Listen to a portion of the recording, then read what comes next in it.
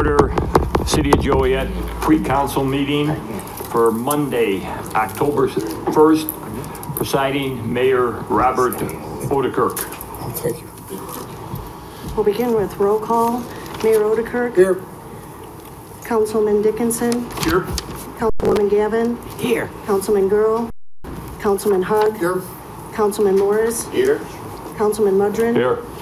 Councilwoman Quillman. Here. Councilman Turk. Here. First this evening, we have a notification of a TIF study by Steve Jones. Thank you. Got some mic issues.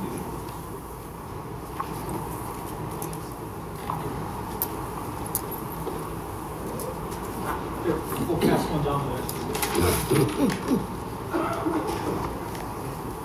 Or you can come to the podium, Steve. Yeah, might as well. On the dais in front of everybody is a TIF feasibility study that's been completed by SB Friedman. Sorry, I'll start again. In front of everyone on the dais is a TIF feasibility study that has been prepared by SB Friedman. Council will recall that last meeting, you authorized the preparation of that report. We're handing it out tonight, and there'll be a discussion at the next meeting in October. The only reason we passed this out tonight, there's no discussion tonight, it's to give you a little heads up, give you some time to read it before the next meeting. And it also actually starts the calendar of a number of procedural things that have to happen with TIF. So we have posted it on our website. It's available for public inspection. You have it. So we'll go through the process now of notifying the various taxing bodies that this is underway, and also engaging with the public for this as well. So that's all you need to know. Okay, thank you. Yes.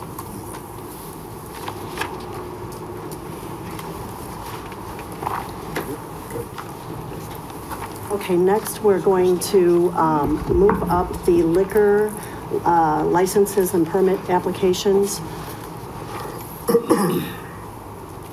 Mayor, City Council.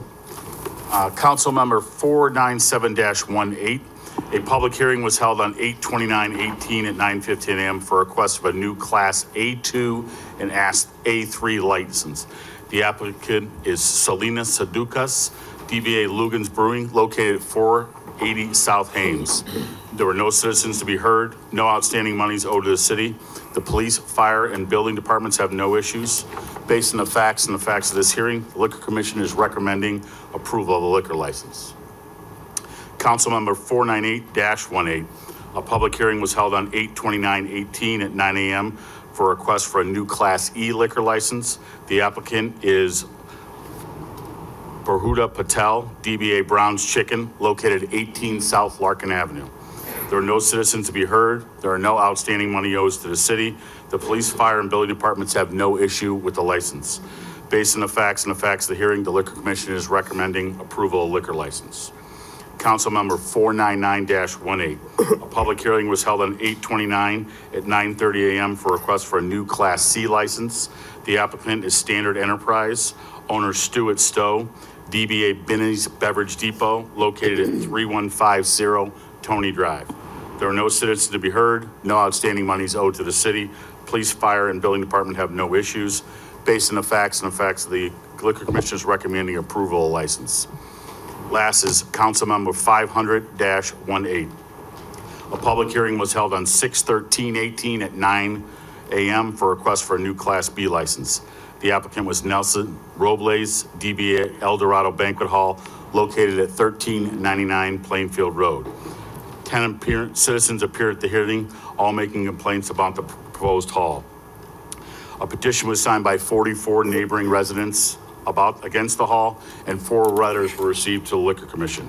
There are no outstanding monies owed to the city. The police, fire, and building departments have no issue.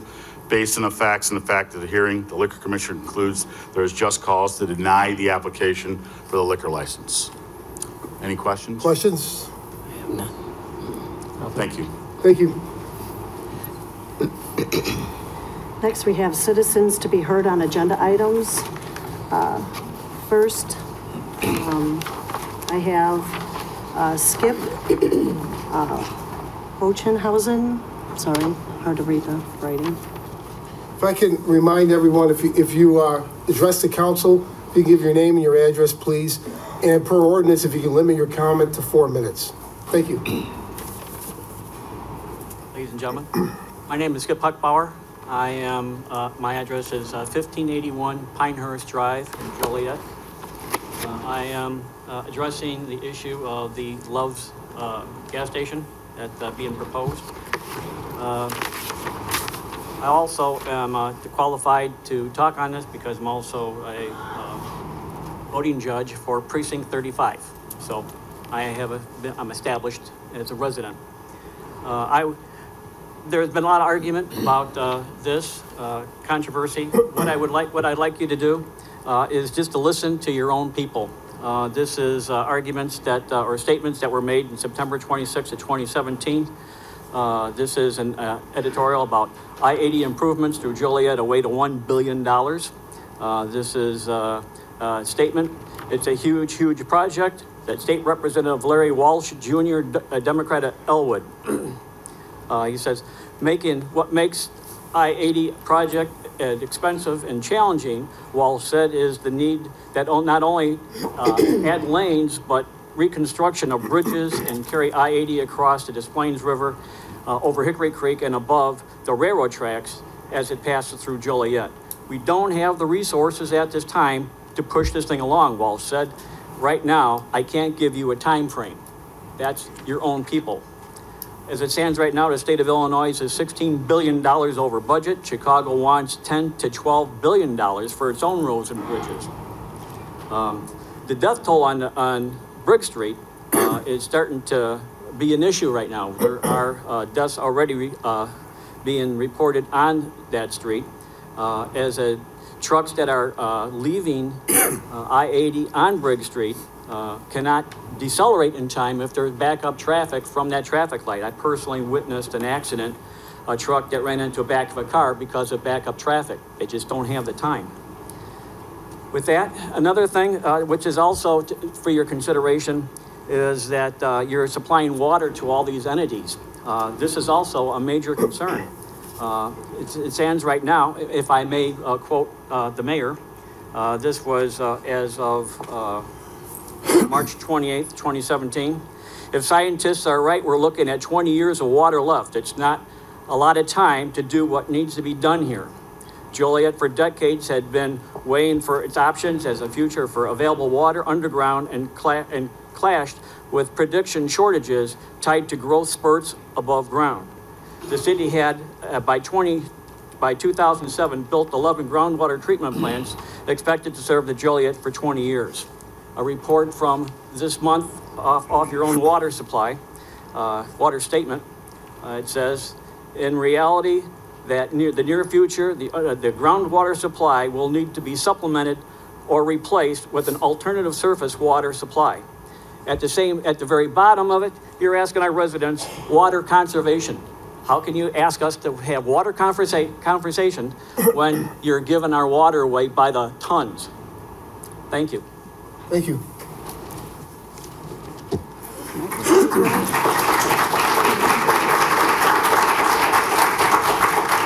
Next is John Sheridan.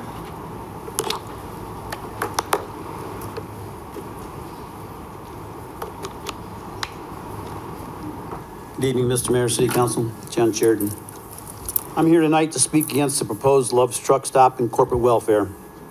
I do not want to see Briggs Street and I-80 turn into another Weber Road situation, and at the rate you're going, it will.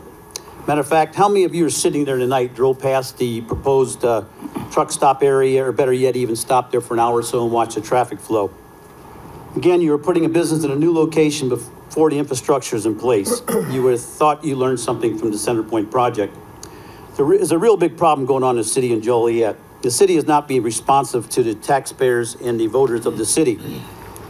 It's starting to appear the city of Joliet is becoming a oligarchy form of government. This is a form of power structure in which power rests with a small number of people. Perception around the city is a small group of investors is influencing decisions of the city council. It appears we have lost the government of the people, by the people, and for the people, where the government should be basically run by its citizens and would be the voters of Joliet and taxpayers. Back in June 18th council meeting, there was an issue with the zoning and cap area, and the people showed up to voice their concerns. Councilman Larry Huggs said, although we appreciate the applause you gave us from the neighborhood association, we are just doing what we were sworn to do, and that is to listen to you folks. I want to thank you for coming out. Well, I hope a few more of you listening or will be listening tonight, because people have come out once again. A few of elected officials have stated the city needs the money, the revenue for the truck stop to pay the city bills. To that statement, I say, you wouldn't need to say yes for every trucking warehouse proposal if you did a better job of spending our tax dollars more wisely. Just talking about a few projects in the paper lately, city is going to spend close to $500,000 this year to guard 4 limestone walls at the Collins Street Prison. You are paying a security guard at the Gateway Transportation Center $20 an hour or $41,600 a year. Big difference. What is not to get here? You are wasting taxpayers' dollars and nobody sitting up there cares, or you would have done something about it. And let's not forget ET, the new Riverwalk project, another $25 million in legal fees and purchase price. I can almost guarantee the city will not see a dime of that money. Matter of fact, there'll be more $1 million spent on it. Stop bailing out all your bad decisions on the backs of the taxpayers. At the August 20th City Council meeting, President and CEO of the Will County Center for Economic Development stated that they would be getting a grant from IDOT to hire a consultant to do a capacity study of the local roads. He stated the purpose is to see at what point in time we will say we can't do anything else. Really? When was the last time you drove down I-80 or Route 53 and you need a study to tell you enough is enough? Mr. Mayor, you mentioned at a meeting last month, when was the last time the east side of Joliet got a $16 million investment? Well, again, government's not listening. They don't want a darn truck stop. They want a major grocery store just like the west side. That is the #1 investment they want on the east side.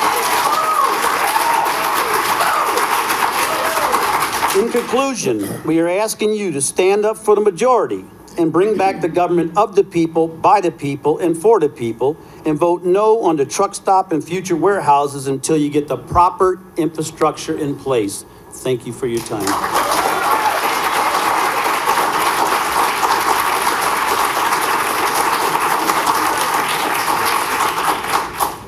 Next is Thomas Sherman. Yeah, if I can remind, this is a council meeting, it's not a rally. Please, let's have some decorum here. Let people speak. We don't need applause or boos.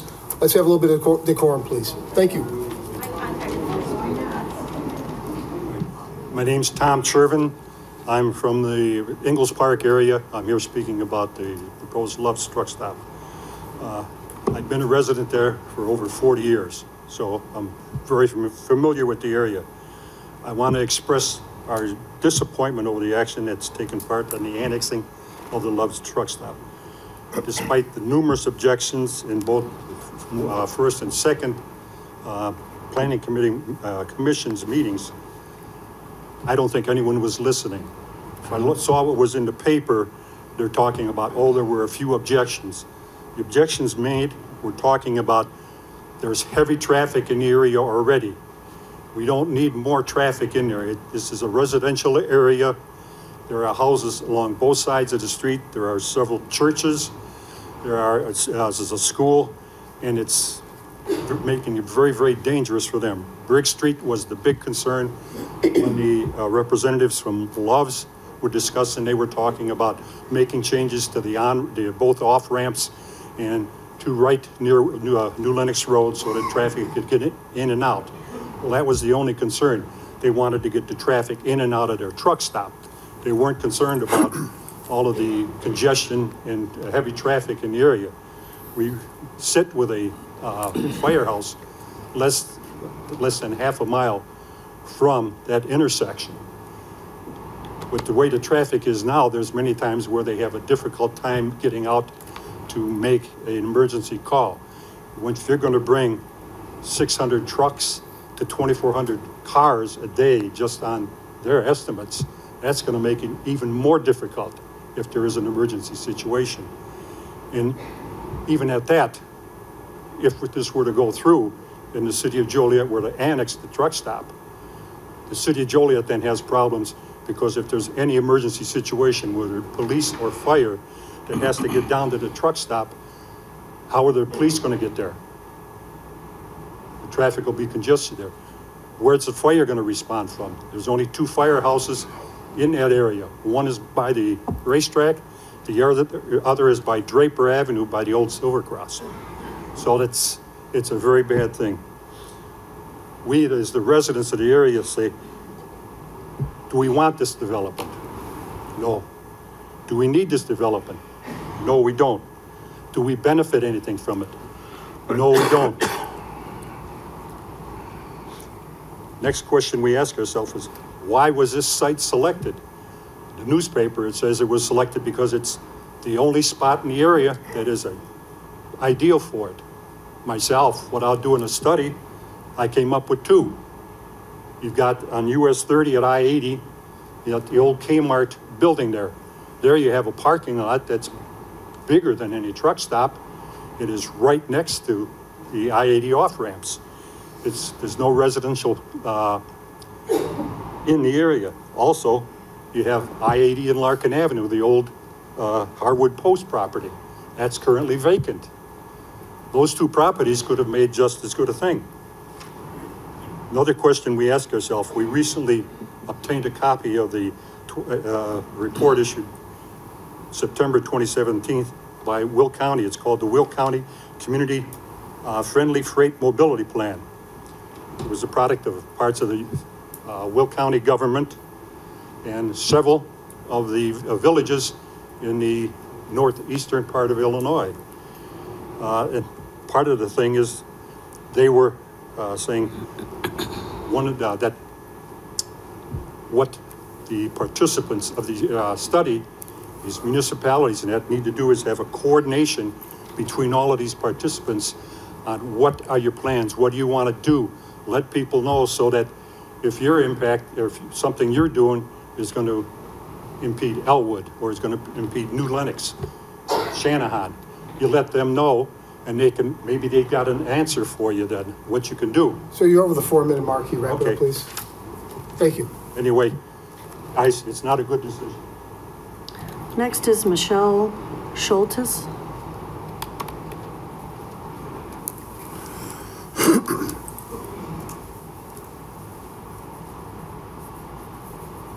Good evening. Michelle Schultes, Berger Avenue, Joliet. Irresponsible developments put public safety at risk. Mr. Eric Russell, principal of COLA, Inc., firm that conducted a traffic study for the proposed 101-acre annexation at Spencer and Cherry Hill Road, stated that trucks from this development, in quotations, cannot travel over Briggs Street with weight limits in place and without causing further deterioration to the structure. Joliet, please listen to the opinions of another traffic study engineer. Briggs Street is an urban route as designated by IDOT. Urban routes mean more traffic. Review of IDOT inspection reports since 1987, which are all available online, indicate that the average daily traffic count for Briggs Street is 13,009% trucks. That figure has not changed since 1987, as per IDOT. I'm sorry, there are no constants in life for 31 years. Bridges are structurally deficient if significant load carrying elements are found to be in poor or worse condition due to deterioration or damage. They're given a sufficiency rating of 0 to 100. Briggs Street is 19. Briggs Street has also been at 19 for the last 31 years. IDOT's not doing their job. Okay, in 1987, to gain a sufficiency rating of 19, the deck was rated 6, the superstructure 7, substructure 7. 2010, 12, and 14, traffic counts remained the same. Deck was 4, superstructure 5, structure deemed intolerable, high priority for replacement. 121-16 and 12-6-17, deck is 4, poor advanced deterioration. Superstructure 2, critical condition, may require closure. Substructure is 5, fair condition, minor section loss, and cracks. 2016, we are now went to a yearly bridge inspection. Deck 4, Superstructure 2, deemed critical, may require closure. What changed in 2016? Joliet cold storage. Traffic diversion from Laraway Crossing using Briggs Street because they can't get through on Route 53. There was a 3/23/16 load restriction study conducted. I FOIA'd IDOT.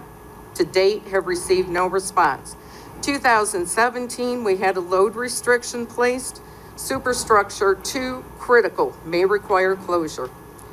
City of Joliet stated in the letter from Mr. Quigley from IDOT that the inspection done in 2016 noted that many of the steel beams at the ends of the bridges had suffered severe location loss, and additionally, since 2010, the bridge deck has been in poor condition. The 2 beams found to be in the worst condition were shored with wood cribbing at the end of the bridge to ensure the beams wouldn't crush under the heavy loads. What he failed to mention was a special inspection that was done on 6/4/18. May I approach? Approach the clerk.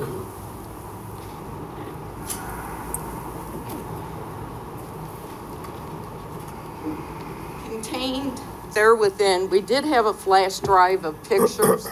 So your pictures in that study are small. Okay, those pictures were furnished to me by my FOIA request from IDOT of the special inspection. Historical comments, interesting to note in addition to those pictures, is that the cribbing that was installed incorrectly by IDOT personnel has now been installed correctly. Ma'am, you're over the 4-minute mark. You wrap it up, please. Okay.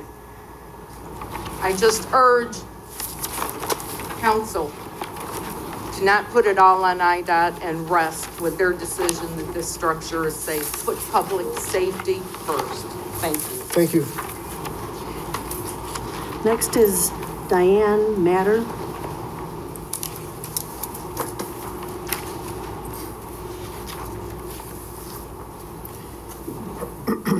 Hi, Councilman. My name is Diane Matter. I live at 1316 New Lenox Road. I would like to express my concerns about a proposed Love's truck stop moving into a residential area. Of course, everybody's talking about the increased traffic levels that will already saturate an interchange. 600 trucks a day, 365 days a week, 24/7 will be invading basically a quiet neighborhood. I see this as being dangerous to all. Excessive noise exposure. Noise from idling trucks will increase potential health hazard, such as hearing loss. This is a health issue for all residents in the area. Air pollution. Studies have been done that show 2 times highway levels of PM nanoparticles that will be leached into our air quality. Hundreds of idling trucks and millions of gallons of gas and diesel fuel pumped 24/7 out of huge underground storage tanks has the potential to polluting the air we breathe and the water we drink. Diesel truck exhaust is a major source of air pollution, including more than 40 hazardous air pollutants, and is the top toxic air risk in the United States. EPA estimates idling trucks generate 11,000 tons carbon dioxide, 180,000 tons of nitrogen oxide, 5,000 tons of fine particulate matter annually. According to F Kowski, senior automotive engineer for the American Trucking Association, says burning a gallon of diesel fuel at idle puts as much as 2.5 times the amount of ozone elements in the air as a gallon burned on the road. Do we really need to pollute the air any more than it already is by allowing a truck stop in our fine city? It's a crime. I don't understand why anybody would want this. Saturations of lights, the disturbance of sleep, which leads to more health issues. Increased crimes. This means more tax dollars spent to patrol this area. Sex trafficking goes on all the time at truck stops. Robberies, prostitution, runaways, pedophiles, drug trafficking, organ trafficking, just to name a few. Do we really need to add any more of this illicit behavior to our city? Protection for residents. The bus stop's right in front of my home. This is a danger to all children in the area to get to school. There's no sidewalks out there for them to stand on. They stand on the road. Our children will be exposed to dangerous situations on a daily basis. Is it worth it to sacrifice the quality of life we are so used to by letting Love's Truck Stop come in and ruin it? Soil contamination. When there is a spill, the soil will be contaminated. I'm a gardener, and this will ruin my dream of having my own fruits, vegetables, chickens, turkeys, and flowers that will be grown in an unincorporated area and uncontaminated. Hazards to our home. All the vibrating of trucks day in and day out will start to raise havoc on our buildings. Devaluation of property. Our property values will go down, and we will have a much harder time selling our property. Would you, any of you, want a Love's Truck Stop for a neighbor? I've read they are not the best neighbor to have. Please don't let them be mine. We don't want this truck stop in our neighborhood. The location for the proposed parcel of land is not a good location, as I have stated my concerns on this issue. Please take considerable time to review the impact of this truck stop that will have on our quality of life and the economic impact that will generate from such a business. Thank you for listening. Thank you. Next is Keeley Mader.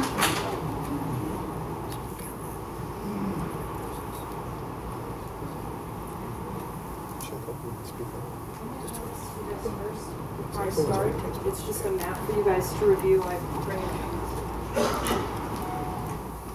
Hi, my name is Keeley Mader, and I live at 1316 New Lenox Road. Over the past few weeks following the Joliet Planning Commission meeting, I've been poring over research before I'd actually come across your own Southside Comprehension Plan, and would like to take this time to address several points with you today. The City of Joliet Southside Comprehension Plan was published and adopted on March 6, 2007. As stated on page 1-2, this plan lays out recommendations, both broad and specific, regarding the future growth and development of this important area, which will accommodate over 20 years of future urban type development. The comprehensive plan is intended to serve as a principal policy document guiding orderly growth and development of the area towards ideal, which is outlined in the text and maps of this plan. In one of these maps that I handed to you guys, exhibit 1-2 on page 1-3, I'd like to draw your attention to a point of contention.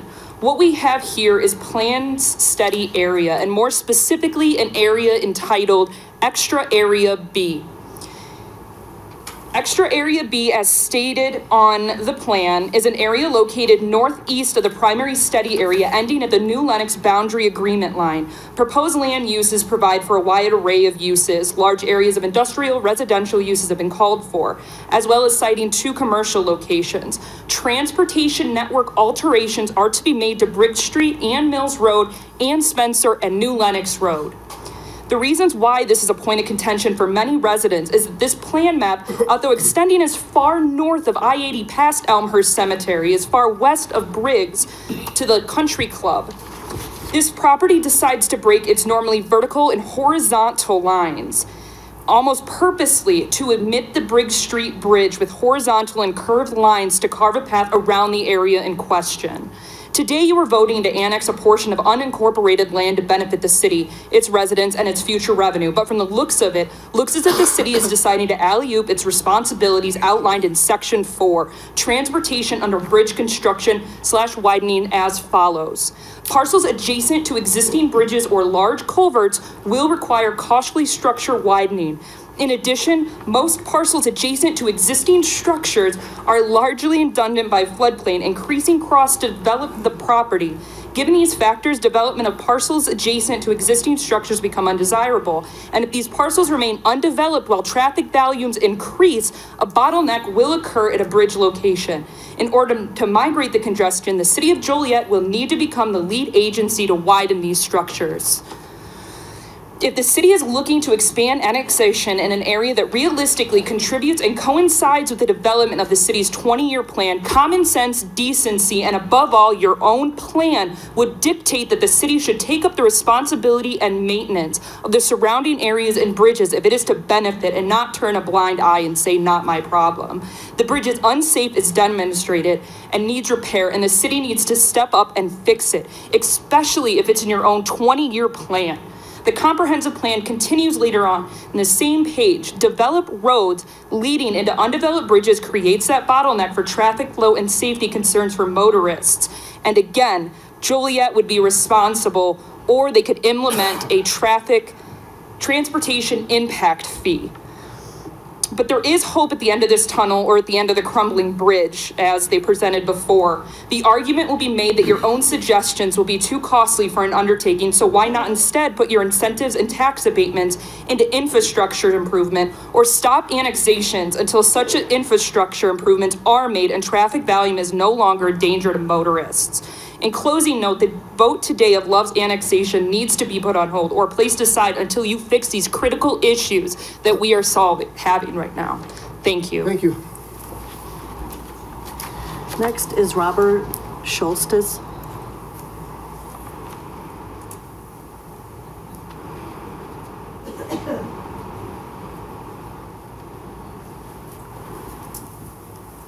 Mayor and City Council members, Robert Schultes, 1297 Burger Avenue, unincorporated Joliet, 1 block west of the intersection of Briggs and Mills Road.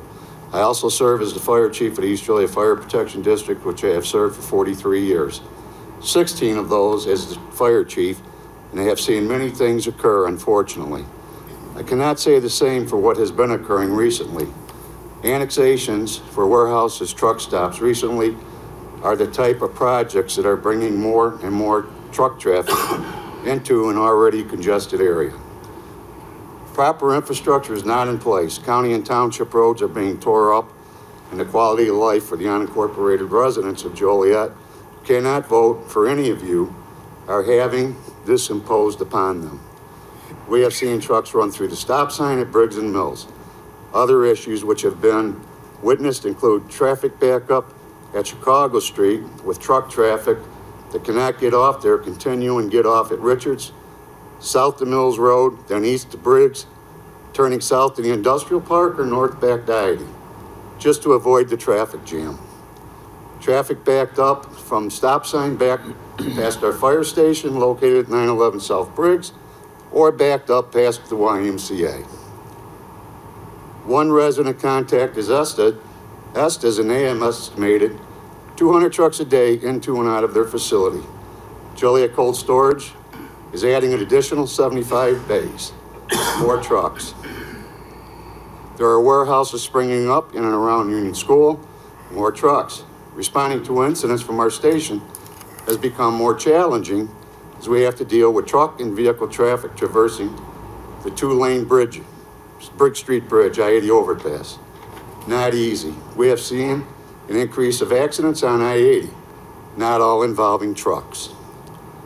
In closing, I stand with the residents of the unincorporated area of Joliet, Illinois, in opposing the Loves project. It's not only the truck traffic or travelers they are interested in bringing into this area. It is any traffic, including traffic, which already exists. We found out during research that Love's Travel Stops has joined with a hotel chain that usually come in after them. Is that next? I would like to thank all unincorporated City of Joliet residents who supported our group in this endeavor. It is amazing that some were not aware of this and the effects it has on their lives. I do want to make one statement. We do have a station north of Route 80. It's the first station we ever built. It's in Ridgewood by the old Silver Cross. It is unmanned due to not having the funding to man it. Thank you. Thank you. Sorry. Next is Matt Gugala.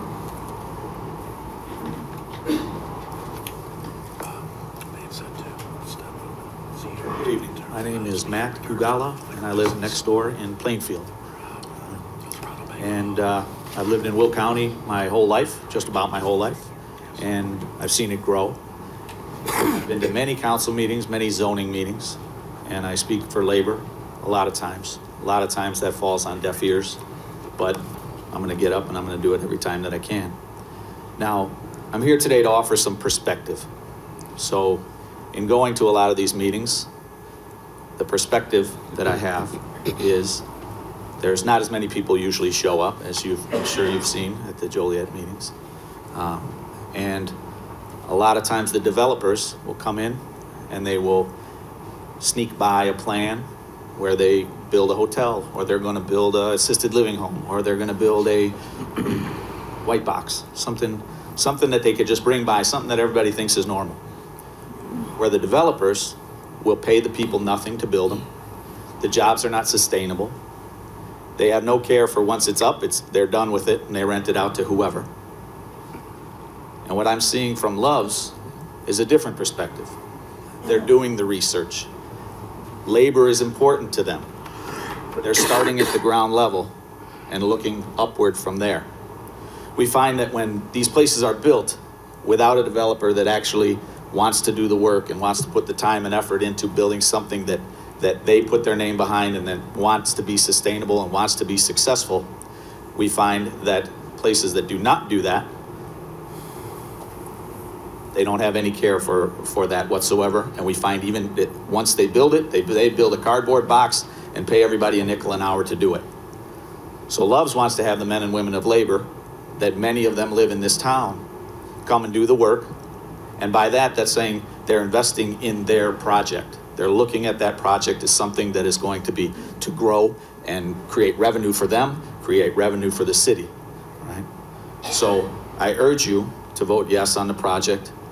Listen to the men and women of labor, look at Loves and say, this is a good partner that is going to be here to try to create sustainable jobs, good work, sound building, and a future for the town. Thank you. Thank you. Next is Frank Siepen.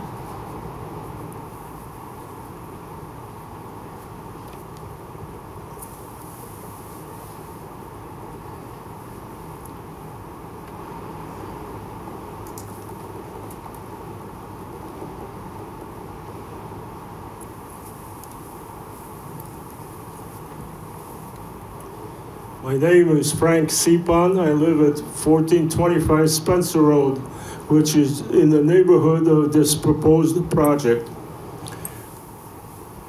Since I live in that same area,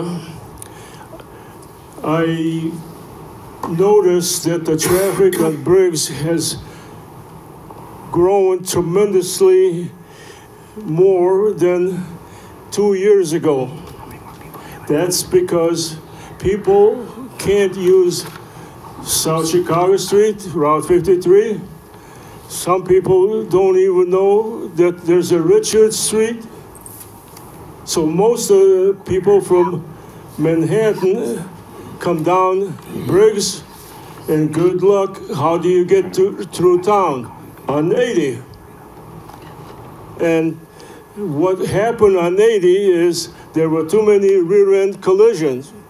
That's because by Brick Street, the speed limit was 55. On the bridge over the canal, it was 40. So the solution was to eliminate the rear-end collisions, increase the speed on the bridge, and it's 55. With all the traffic jam, you see semis and trucks and cars barreling down the road, and you take life in your own hands. How do you get from the east side of town to the west side? We go and do shopping in New Lenox.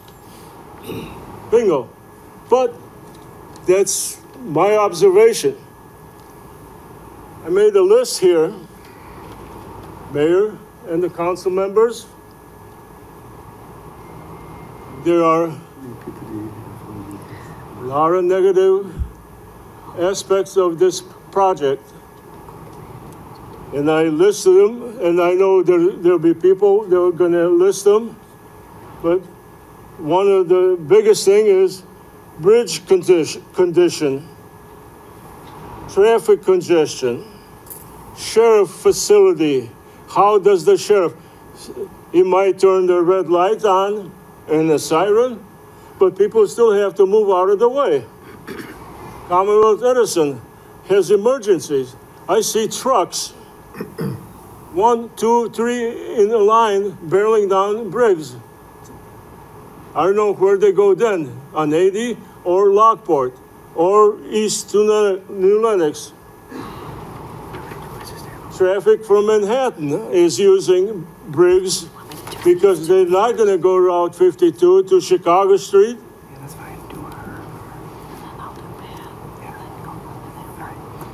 My other concern is, since the speed limit in that area is going to be 55, I don't think they're going to lower it. They might even increase it. Now you have a line of trucks, or even one truck or two, decelerating to take the exit ramp to go to the new Love's station. What's going to happen on 80 then? The traffic behind the so-called truck is going to slow down or switch lanes. What's that going to do to the traffic? On the other side, when they're done fueling, they're going to try to merge back onto 80. What's the merging lane distance? Right now, it's probably, and I use it quite often, it's short. For passenger cars, yeah, if you got a lot of horsepower, you can accelerate and merge with the traffic. But you know that the semi doesn't have that option. You're over the 4-minute mark. Can you wrap it up, please?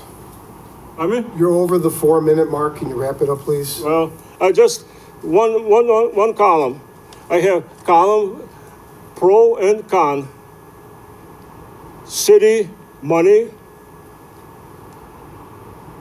and a list of a dozen negative. And I wish we had some power in that neighborhood. We have nothing to say about your city council members. The township that I belong to, Will County, they say we're not involved. Thank you. Thank you. Next is Amelia Lakowski.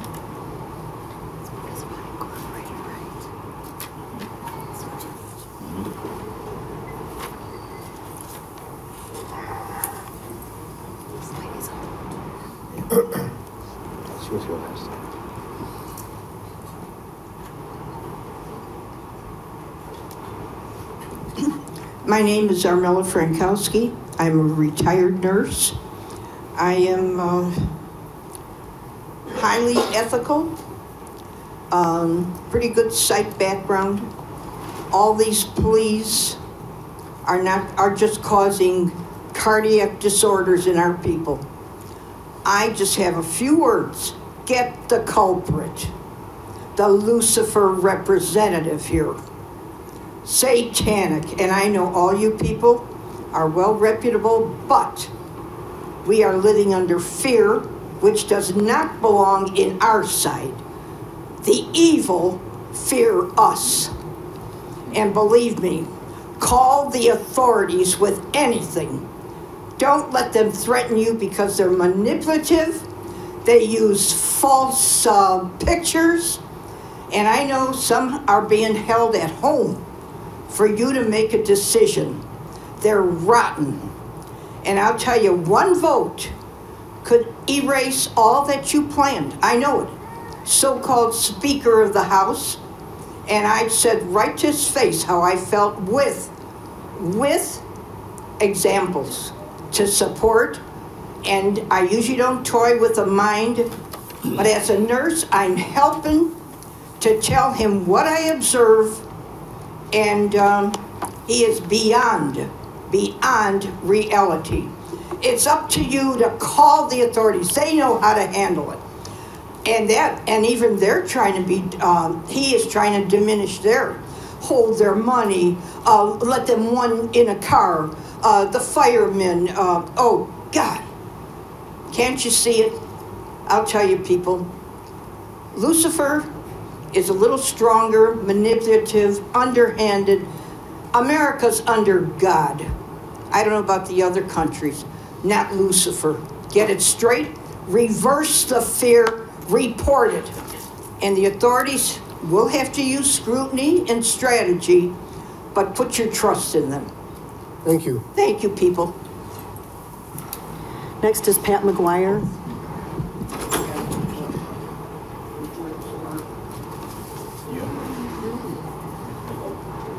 Mayor, council members, good evening. Pat McGuire, 1210 Glenwood Avenue, Joliet, Illinois, State Center, District 43. And I appreciate having the opportunity to comment to you about the proposed Love's travel stop.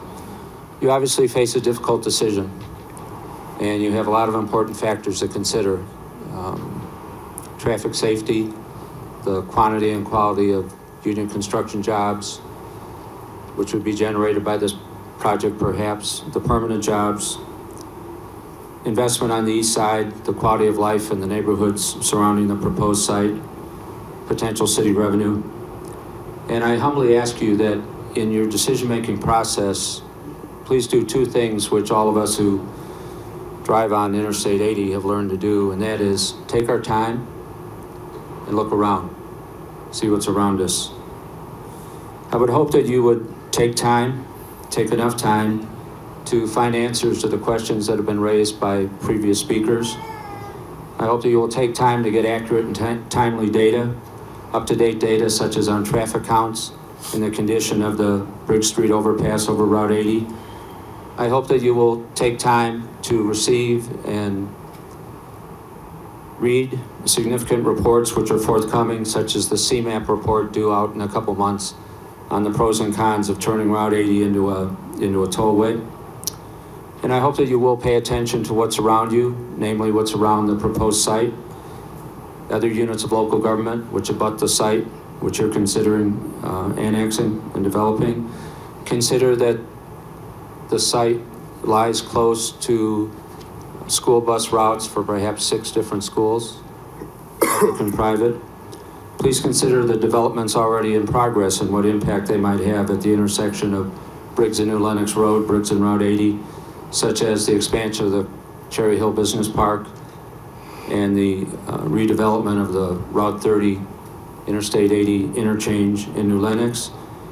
Please consider, as has been noted, first responders access routes, and please note that in the area which surrounds the site under consideration, there are churches, there are residences, there's farmland, there are homes for the developmentally disabled. Again, I acknowledge that you face a difficult decision, and I respectfully, humbly ask that in your decision-making process that you be unhurried, that your decision-making be well-informed, and it be respectful of the impact on all the stakeholders who will be affected by your eventual decision. Thank you. Senator, I have a question. If, you mentioned the Briggs Street overpass. Yes, sir. As you know, one of the speakers was mistaken, that belongs to the state of Illinois. It's IDOT's responsibility. There's nothing we could do to that bridge even if we wanted to. So the question for you is, when is that going to be replaced and when are lanes going to be added to that overpass? I don't have an answer for that. That's why I would encourage conversation between all the affected units of government. So it's my understanding that at the intersections we're talking about, some of it is the responsibility of the county, some of it is the responsibility of the state, some of it is the responsibility of Joliet Township. Right. So now, it would, I'm sorry. I'm just following up. Recently, there was an announcement that $50 million is going to be invested in the interchange at Route 30 and I-80. So I'm curious, because I agree with many of the speakers, the traffic on Chicago Street, on Briggs Street, it needs to be addressed. But this isn't anything new. This has been going on for years. Why is money going to New Lenox, or $200 million, $100 from the state, going to Weber Road and I-55 and Bolingbrook? Where's the money for the Joliet roads? Some of the money for some of the improvements that have been suggested for Joliet roads, some of those improvements are in IDOT's 5-year plan. As you're probably aware of, the IDOT 5-year plan is somewhat of a wish list. There is not money behind all of the projects that are itemized on IDOT's 5-year plan. And the improvements at Weber Road and I-55 and the improvements at Interstate 80 and Route 30 were farther ahead in the queue for the limited funding that's available than improvements in the heart of Joliet. But the problem is, you're telling me that Briggs Street isn't even in the queue.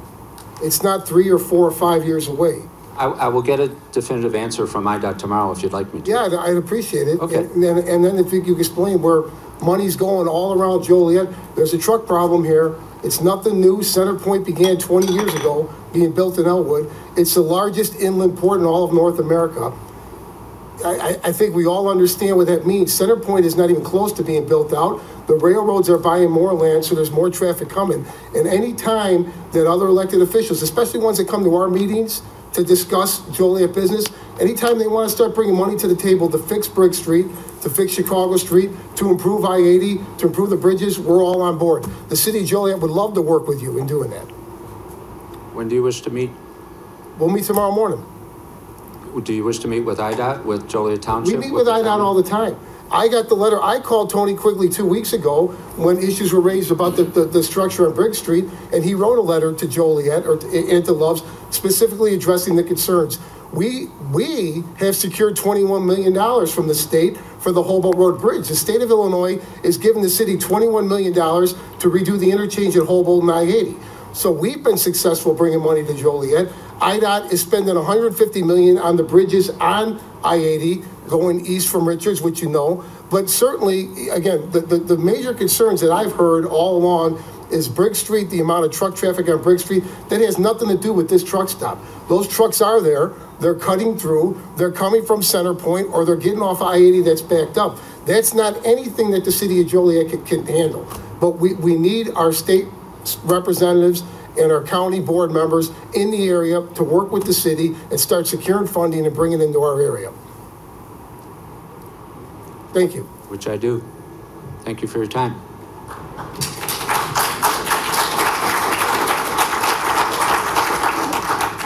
Ed Kowski.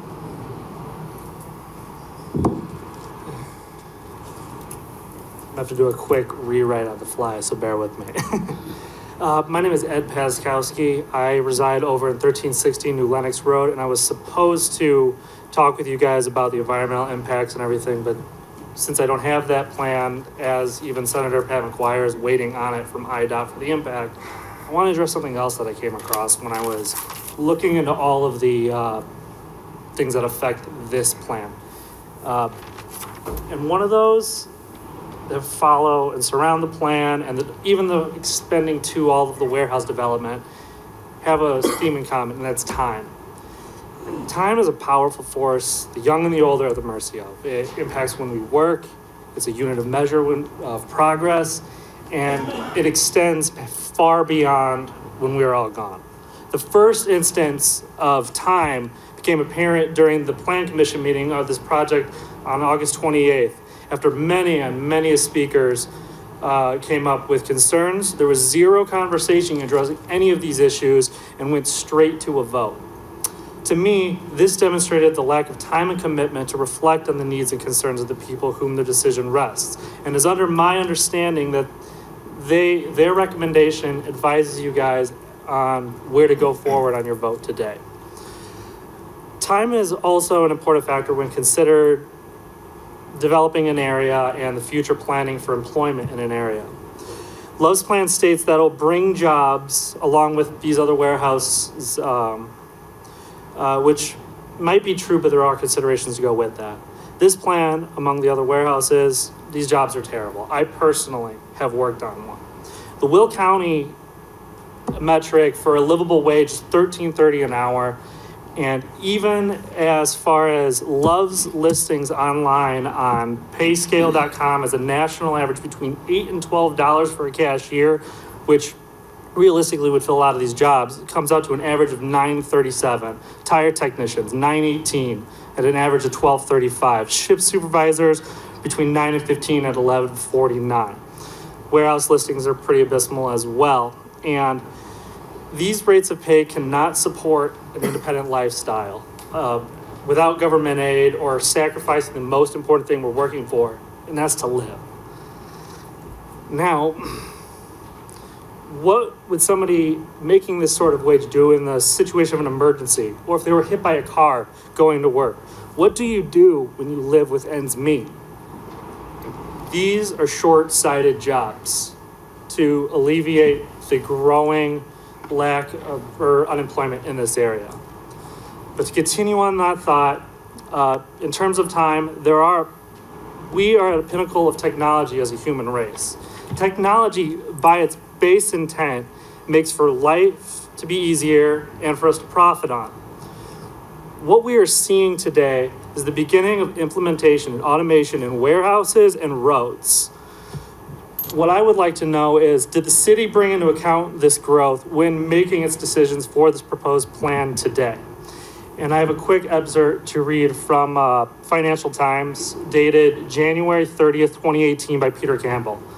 Driverless trucks will be a regular presence on many roads within the next 10 years, says Jose Vegas, former Secretary General of the International Transportation Forum, a think tank operating in the umbrella of OECD, whose members include the world's richest countries. Trials on public roads are underway in many regions, including the US and the EU. Manufacturers are investing heavily in automation, and many governments are actively reviewing their regulations. For truck makers and their haulage customers, the potential aside from removing drivers is huge to the slim margin world of shifting goods. Labor accounts for 45% of total road freight costs, according to a 2015 study on Economic Growth Research Group. So you're over 4 minutes. Can you wrap it up, please? Okay. Thank you. What I'm basically trying to get to is, by voting yes on this under the premise of making new jobs and developing an area, you're telling the residents of Joliet that you are worth jobs that are between $8.25 and $13 an hour, and that the city is not taking the time to make proper decision-making to a natural, organic, and healthy growth in community, but instead making a brash decision, albeit best intent, if this votes to go yes. Thank you. Thank you. Next is Brian Bessler.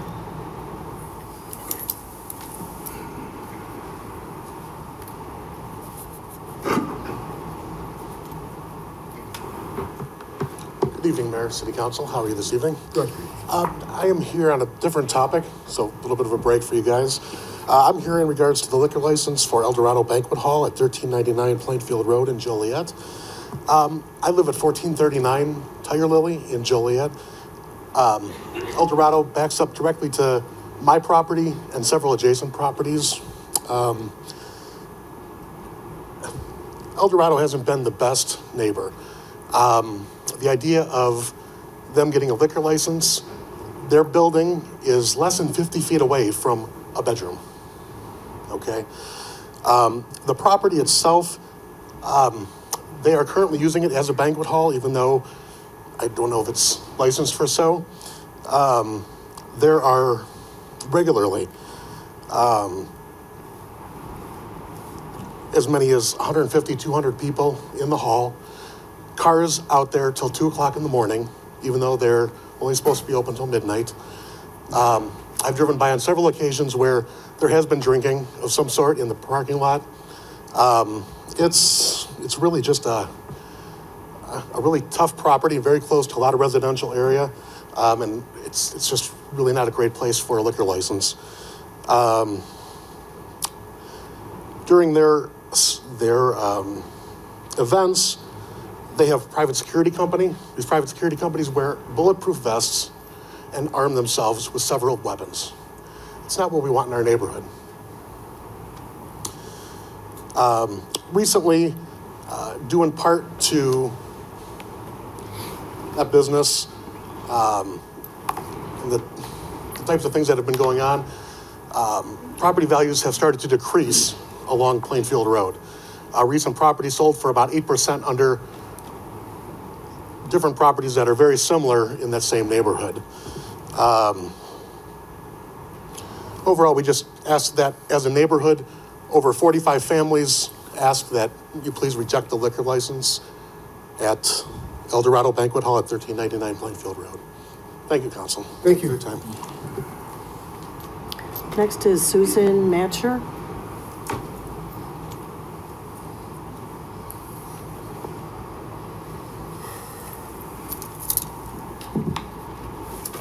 My name is Susan Macher, and I live at 1702 Hillcrest Road. My family has lived in the Ingalls Park area since before my parents married in 1957. Their home was once at the south end of Sigmund Street, where the entrance ramp for Briggs Street to westbound I-80 currently stands.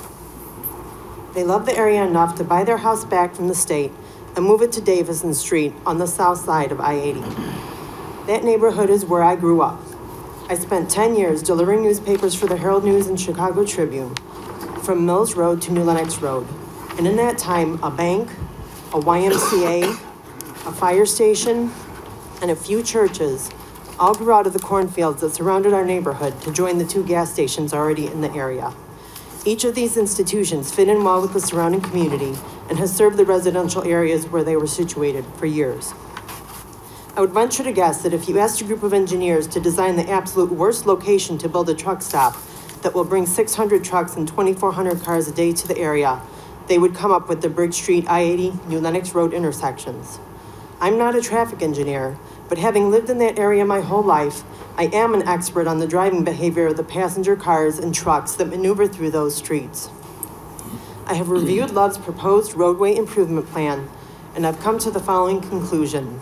They're trying to put lipstick on a pig. The plan calls for them to construct a 190-foot turn lane onto eastbound 80 from northbound Briggs, and to lengthen the left turn lane from southbound Briggs to eastbound New Lenox Road from 80 feet to 180 feet. How do they plan to do this? By moving the I-80 entrance and exit ramps north 100 feet or so. This means that the new eastbound exit ramp will be shorter than the existing ramp. Where are the extra vehicles going to go? They'll be sitting in traffic lanes on I-80. How many more accidents is that going to cause? That 190-foot long turn lane from northbound Briggs to eastbound 80, the plan is to restripe the existing right turn lane on northbound Briggs Street at New Lenox Road into both a through and right turn lane. What happens when a driver thinks they can drive straight from that lane, only to discover as they cross New Lenox Road that the lane becomes a right turn only lane onto I-80? That driver is going to try to cut over to the straight lane at the last minute and cause a backup, if not an accident.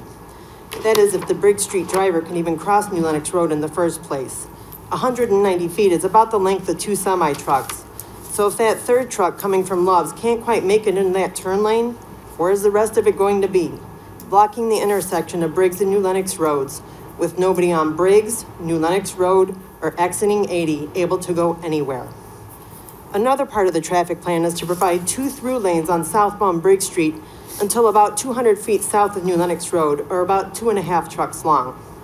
Traffic's going to back up as cars and trucks and school buses merge with other cars, trucks, and school buses. Where are they going to back up to? You guessed it, north of New Lenox Road and probably north of the I-80 exit ramp. Throw a fire truck or ambulance rushing to a call in Ingalls Park or Ridgewood or on I-80 into the mix and see what disaster you come up with. These are just a few highlights of the problem with this traffic plan, and thus the development itself. Merchant and Manufacturers Bank and the 2 existing gas stations at that intersection will be forced to give up some of their land for these traffic improvements they did not ask for a development that will be detrimental to their businesses. To add insult to injury, I believe the bank will even be forced to pay for a portion of those improvements. I still have not heard evidence that Love's has previous experience building a truck stop in a residential neighborhood. The problem with a project like this is the uncertainty. The drawings always look good on paper, but the reality, nobody knows what the reality will be until it happens. Ma'am, you're over the 4-minute mark. You wrap it up, please. In the case of this truck stop at these particular intersections, if the traffic plan does not work, it will be too late to go back. And both the city of Joliet and the residents of the unincorporated areas will have a nightmare on their hands. Please vote no on this plan. Thank you. Larry Foy.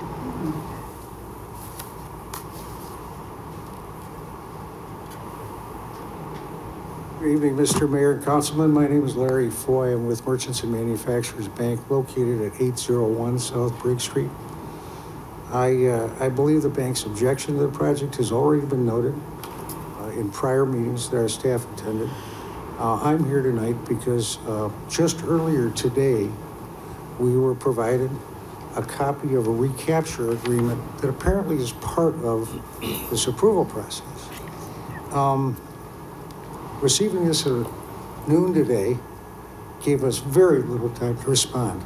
From what I can read of this, to the extent that adjacent property owners are benefited by this, you can assess us a penalty or a contribution to certain developer fees. We object to that, and I'd like that objection recorded. We don't feel, as the last lady pointed out, that there's any salient benefit to our property to result from this activity. Secondly, the lack of notice is really rather egregious if you folks are intending to send us a bill and not give us an appropriate time to respond. So those are the two purposes of my being here tonight. I appreciate your time. I'll turn back the balance of my 4 minutes to you, and just say that I think you're all very fortunate that you have an electorate that turns out in numbers like this to voice their opinions. Thank you. Thank you. Susan Ibarra. I am at 303 South Hubbard Avenue, and I would like to let you know that I am opposing the truck stop. The reason is we don't have the infrastructure to support it. The problems with the aquifer have been exacerbated in the last year because of all of the expansion and growth. There have been progressives as far as McHenry County that reached out to me and said they've been trying to get a meeting with the mayor for a year, and he refuses. Regarding the aquifer, McHenry, Will, and Kane all share the same aquifer, and they have just as many problems as we do. So I want to know, when does the will of the people outrule the things that you want to do on this city council? Because I voted for you. So we're the voters that vote for you to keep you here, to have you overrule all the people and the will of what we want, and that will be remembered. Thank you. Yeah, the aquifer goes all the way to Wisconsin, and I don't know anyone from McHenry County that's reached out to me. I'll send you the email. Okay, thank you. Next is Margie Sepan.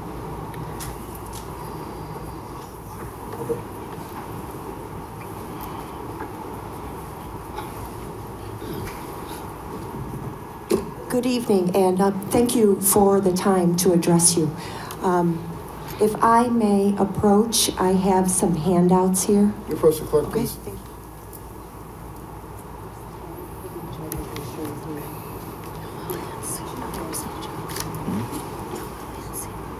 Oh, yeah. Oh, okay. The other one was her dad, wasn't it? I'll give you one.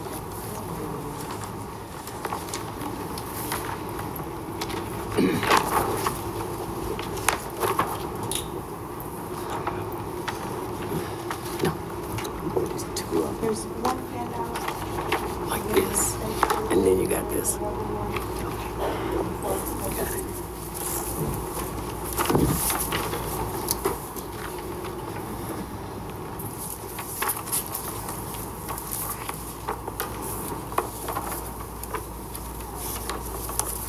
Go ahead, please. Okay, so during the last Plan Commission meeting regarding the Loves Project, I brought up some issues regarding the traffic counts and the traffic study, and I was informed that new traffic counts were conducted, and the letter that was dated September 25th, 2018, it says, based on public comment on August 28th, new traffic counts, I'm just summarizing very quickly, were conducted at the key locations identified by both IDOT and Will County. And those traffic counts were conducted on Tuesday, September 11th between 7 to 9 a.m. Once again, 2 hours in the morning. And then 4 to 6 p.m., 2 hours in the afternoon. That was one of my issues, our group's issues, that this intersection is quite busy and that the traffic counts should actually have been extended. So, given that, the letter further states, that the only traffic counts that were attached to this letter were not the full 2 hours in the morning, not the full 2 hours in the afternoon, only the peak hour that that was designated by Loves in the original traffic study that was dated 7/19/2017. That traffic study was conducted those counts were conducted 2.5 years ago on March 24th, 2016. As I had issue with the initial traffic counts, I have issue with the new traffic counts. And forgive me, I didn't have time to cleanly write everything down. I was working on this to the very last minute because it was extremely confusing. The new traffic counts were in a different format. So what I did, I couldn't merge Excel files. So I had to create an entirely new Excel document. That is this document right here, the one with the colors, okay? Within each cell, if you start in the blue section, South Briggs, southbound, right. The first digit is the 2016 count. The second digit is the 2018 count, okay, from September 11th. Okay, so in the second handout that you have, the stapled one, this is in your packet. This was given by CESO, showing at the bottom the aggregate counts. I had such a hard time figuring this out, okay? I finally was able to see specifically with an I-80 westbound off-ramp right in the middle. I couldn't understand why the count jumped from 100, 324.16 to 222, 9/11/18 to 222. So I'm looking at this, I'm looking at this, I'm looking at this. Then I finally realized there's a map in the back. And it's not turning right off of the eastbound leg heading west. It's not turning right onto Briggs, it's actually turning left onto Briggs. So as I got confused, it looks like they got confused as well. So I made the correction in this particular Excel spreadsheet. Why is this important? You're at the 5-minute mark, you wrap it up, please. Okay, I'm very sorry. Just very quickly, it says there's a 1.45 linear increase. This is not linear. This is actually a growth factor, 1.045, okay? And it's saying that it's less than the growth factor assigned by CMAP for 2017-2018. What's very important is the westbound, is the off-ramp on the east side of Briggs headed westbound. That has a very separate growth factor, and that growth factor isn't at the 17, isn't at the 20, is almost at the 2022 mark. Thank you, So, thank you. Thank you. Next is Marge Fleet.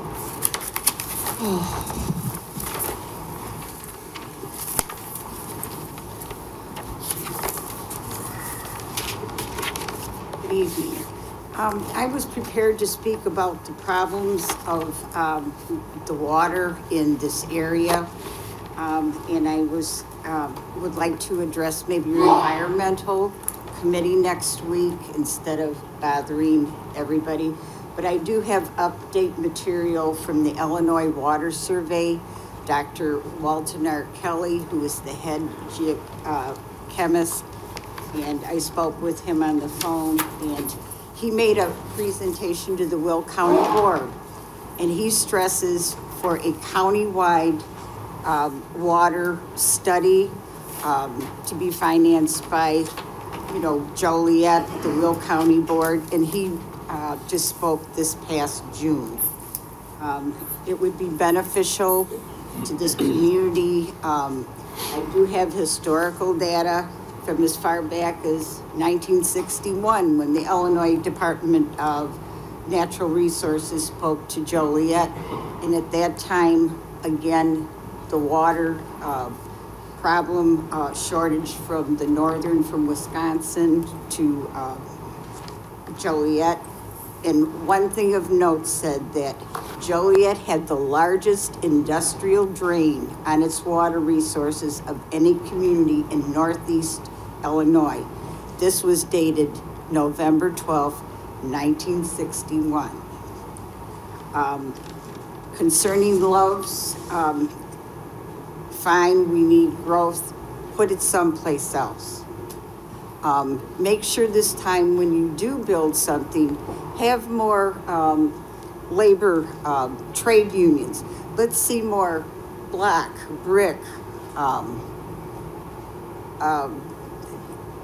drywall, all these other trades that, you know, the cookie cutter warehouses, it's just, they're, I don't see any brick going up there. So I'm not against improvements, but again, first of all, the water issue is more important. And I know that when you make a decision, we should ask how might we achieve the good we seek without harming the good we already have. Thank you. Thank you. Is there anyone else who would like to speak as a citizen to be heard on an agenda item? Seeing none, then at this time we'll turn the meeting over to the city manager.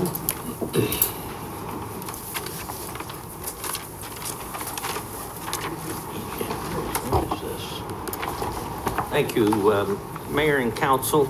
I want to draw your attention to the agenda tomorrow night. As we've been hearing, there will be 3 public hearings, or under the section of public hearings. There's Council Memo 50218, the annexation of 2 acres located at 1311 New Lenox Road.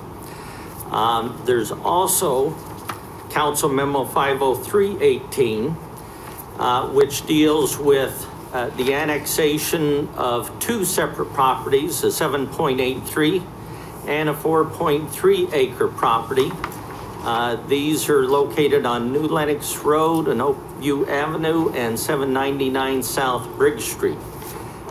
Because all these items and their associated resolutions and ordinances and even a recapture agreement deal with the proposed new Love's Truck Stop, I wanted to ask Kendall Jackson, our Community Development Director, to just briefly come up and just share with you the recommendation of the Planning Commission and anything else that he feels would be appropriate at this time before asking for questions from you on these particular matters. So, Mr. Jackson, would like to address these 2 memos and all associated documents and the Planning Commission and staff recommendation. Thank you. Mayor, members of the council, I'd like to draw your attention to the graphic that is being displayed. The applicant in this matter, Love's Travel Stop, they are requesting the annexation of 3 parcels. The first one would be the lavender colored parcel on the map, and that provides contiguity to existing city limits. The other 2 parcels, the bluish green color and the tan color, those parcels comprise the site of the proposed truck stop. What is before you are the annexation request as well as annexation agreements. In each case, there is also a recapture agreement. And that is for the improvement to New Lenox Road from Briggs Street to Oakview. These matters came before the Plan Commission, and it was their recommendation to approve the annexations. And I should also add that the proposal is consistent with the Southside Comprehensive Plan. On the future land use map in the plan, it showed these areas as commercial development. Is there any questions the council has for Mr. Jackson and the prior work of the Planning Commission and staff on this matter? Yeah, I have a question. Kendall, the lavender land, that's west of Oakview. That's west of Oakview. That would be the northwest corner of Oakview and New Lenox Road. So is the reconstruction of New Lenox Road going to the, because you're saying it's going from Briggs to Oakview? Right, so it would be going to the extent of the Love's truck stop, and that would be the east line of the east line of Oakview Avenue, which would be the furthest eastern boundary of the actual truck stop. So why wouldn't it go to the end of where they actually be annexed in? That parcel is actually being requested for residential zoning, and the annexation agreement actually provides for not truck stop development there, but what could be a dry bottom detention pond or a solar array, or even a single family home. In the lavender? In the lavender, yes. But that would not, that lavender colored area would not include truck stop development. So that would be... Excuse me, can I interrupt for a quick second? Yes. If that lavender piece of property is developed as part of the truck stop, the annexation agreement does require them to rebuild that piece of New Lenox Road.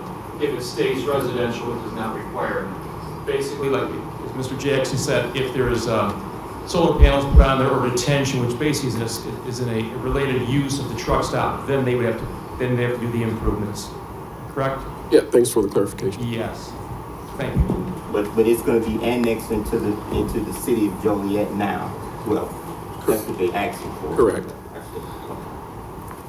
Okay, I was just, because I knew you were saying from Briggs to Oakview, and I knew the property that they were annexing west of Oakview, so I was just confused with why they weren't improving the whole New Lenox Road. Okay. Any other questions? Questions? Thank you. Thank you. Mayor and council, we can move on unless you wanted to entertain go ahead. The other information on the Love Excuse me, Mr. Mayor, members of the council, I think it would be appropriate right now if we were given an opportunity to make a few comments and remarks from not only the members of the city council, but also the people here who are present tonight. Michael Hansen, attorney in Joliet, representing Love's Travel Stops. We'll make our comments here rather brief after the long night so far. We have two speakers here this evening that I'd like the council to hear so that you can get the benefit of our presentation and also ask them any questions. And first I'm going to ask that Rick Sheffield come up and introduce himself to the city council. Rick is the Vice President for Development for Love's Travel Stops out of Oklahoma City. He's been in that role for over 21 years. Prior to that, he was in operations for Love's Travel Stops, so he has a wide array of background experience in the whole operation of Love's. He's been the person behind this project that's lasted here for over 2 years. I'd like him to tell the council and those in attendance about Love's, about what it intends to do here, and after that, we'll hear from our traffic engineer. Members, my name is Rick Sheffield, and as Mike had indicated, I'm Vice President of Real Estate and Development for Love's Travel Stops. Certainly happy to be here this evening, and I don't want to waste a lot of your time. Really, the purpose of me being up here is I want you to understand that we want to do a great project out here, and we want to become part of the city of Joliet, and I think that the projects that we've done in the past would prove that we are a quality operator as well as a quality employer. I heard multiple things that I kind of jotted down throughout the course of the speakers. In some of the cases there's bits of truth, some of the cases not so much. And I'm sure there were probably several things that each of you heard that you might have specific questions on. As Mike had indicated, I've been with the company for a very long time. including both in the operational end of things, which is generally where I get most of the questions, because nobody really cares too much about why I picked a particular piece of dirt to do a development on. But I just wanted to open up opportunity to ask any questions. I will give you just a brief rundown on Love's, because I think it's important that you know that Love's is a company that is going to be around for a long period of time. We were founded by Tom and Judy Love back in 1964, so we're not a fly-by-night. We've been in business over 50 years. We've got 470 plus locations scattered across 41 states in the United States. Our closest location to this particular location would actually be west about 50 miles over in Utica. Or if you go east, you'll run into a location that we actually acquired from one of our competitors, Flying J, over in the Gary area. And that was done as part of an FTC settlement when Flying J and Pilot merged. They felt like there needed to be more competition in certain marketplaces, and we wound up acquiring 26 different locations to help keep the competitive marketplace intact. But as I said, I'm happy to answer any questions that you might have whatsoever. I'm very proud of our company, and kind of the mode is, we want to do it right. We're not haphazardly saying we want to come to Briggs and create a problem.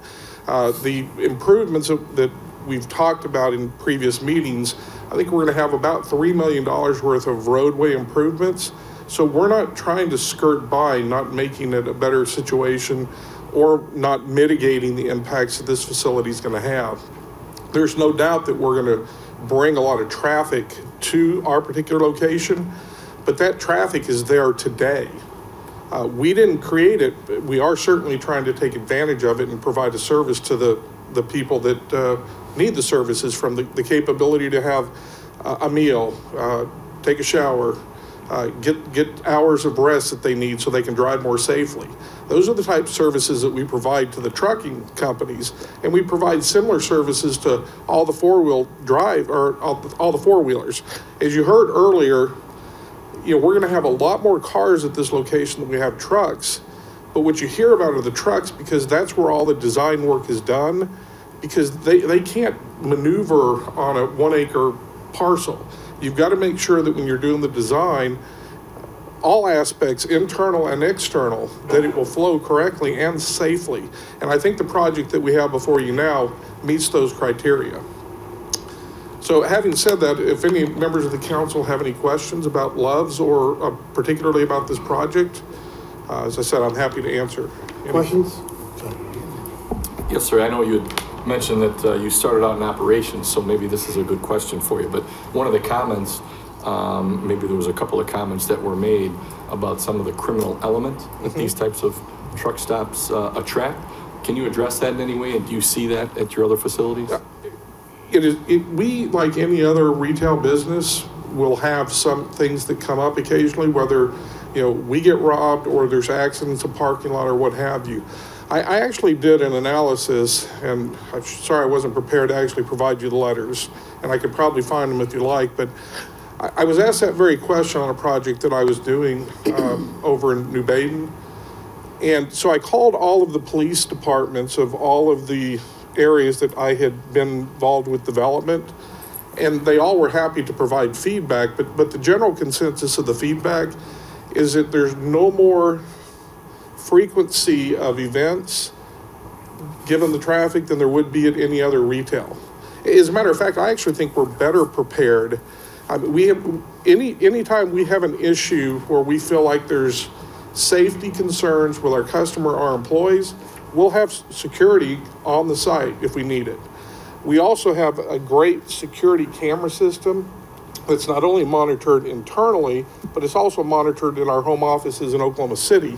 So we kind of keep a constant eye on the facility on a regular basis. Plus, operationally, one of the really great benefits we had when we got into the tire care business is the fact that we don't, this is kind of counterintuitive, we don't sell that many tires, but it is a service that our trucking customers needed. But having somebody out on the lot all the time, because your tire facility is kind of right in the center of what's going on, you constantly have people out there. So if there's something that's not correct, you can address it immediately. Great, thank you. Sure. Questions? Yes. My concern was on New Lenox Road, the exits and the ingress and egress. And I noticed that you can turn right in left, but my concern is if a truck is coming down Route 53, wants to avoid I-80, so they go down Small Street, down Rowell, and then cut over on New Lenox, which neither road can handle. I would like to see something where they can't turn left into Love's. So they'd have to go down I-80, down Briggs, right in and then left out, so to keep them off of that residential area. And I know that it would happen because they'll go on their GPS, it'll be the shortcut, bypass I-80 altogether. And I would like to see that so they could not turn left into Love's. It has to be right in, left out only. Okay, and I think we're certainly agreeable to that. Our concern, and so you'll understand why we put it in to begin with, of course, we're not really generating traffic off of New Lenox. Now, I understand that there are some trucks that are traversing that roadway illegally. All we were really simply trying to do with the left-hand movement in is give them a location where they could actually have a place to turn around without going through the bank or without going up to the service station on the northeast corner and having to turn around. But if it's the council's desire, we're certainly willing to eliminate that movement because that's not where our customer base is coming from anyway. Well, yes and no, but they're gonna find out where they can go and they're gonna take the shortcut. Sure, no, and I certainly understand your concern. Legal or not, they'll do it. Sure. And I would like to see that, so once the word gets out, you can't come access, you have to go around from 53 and around 80 and Briggs and then go that way rather than cut through the residential neighborhoods. Because I've seen them do it. And then once that word gets out, and then we can do some patrolling out there. And that's my personal, I can't speak for the rest of the council, but that's what I would like to see there. Yeah, and as I've indicated, we're certainly willing to accept that condition. Okay, thank you. Any other questions? Yeah. Okay, if it's okay, Mr. Mayor, Council, I'm going to actually present. I think there was one more question. Oh, I'm sorry. Maybe not for you. I mean. Okay, I was going to bring the traffic engineer up.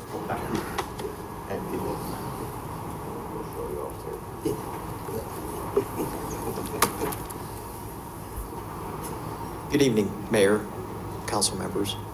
My name is Robert Matko. I work for CESO, the civil engineer and traffic engineer for this project, retained by Love's. What I'd like to do this evening is try and make this as brief as possible, but just walk you through initially just kind of an explanation on the actual study process. What went into the study, how we got to where we are, and how that process works. Whenever we were retained by Love's and this project came on board, we were immediately, we got in touch and contact with both IDOT and Will County, specifically for the need for a traffic impact study. We covered what needed to be studied, we'll call them the study parameters, with both Will County and IDOT. So in other words, they identified key study intersections that would be impacted by this development. Once we received the study parameters, we then moved forward with conducting traffic counts. We also, then proceeded with preparing the traffic impact study. Once the traffic impact study was prepared, that impact study was submitted to both Will County and to IDOT. They both reviewed the study, and we did have approval from Will County and from IDOT in regards to basically IDOT had sent a letter stating move forward with the IDS, which is the intersection design study process. That means they had no further comments on the traffic impact study, and at this point it was time to move forward with the geometry, what was going to happen, the mitigation measures. So once we did move past the traffic impact study stages, we then got into the intersection design study, or you'll hear me refer to it as the IDS process. That process is when the numerous recommendations or mitigation measures outlined in our traffic impact study were actually drawn on paper. Those and what is actually before you is minimum 15 improvements that we are recommending. And as Mr. Schofield indicated, you're looking at approximately in that range of $3 million in improvements. So again, once that IDS or intersection design study is prepared, those plans are sent again to both IDOT and Will County. And they are in the process of reviewing those plans, and that's where we're at in that process. Again, those improvements are being recommended by Loves and will be constructed by Loves prior to the development being grand opened. And that's a key point to make. So those improvements must be in place before the development would be opened.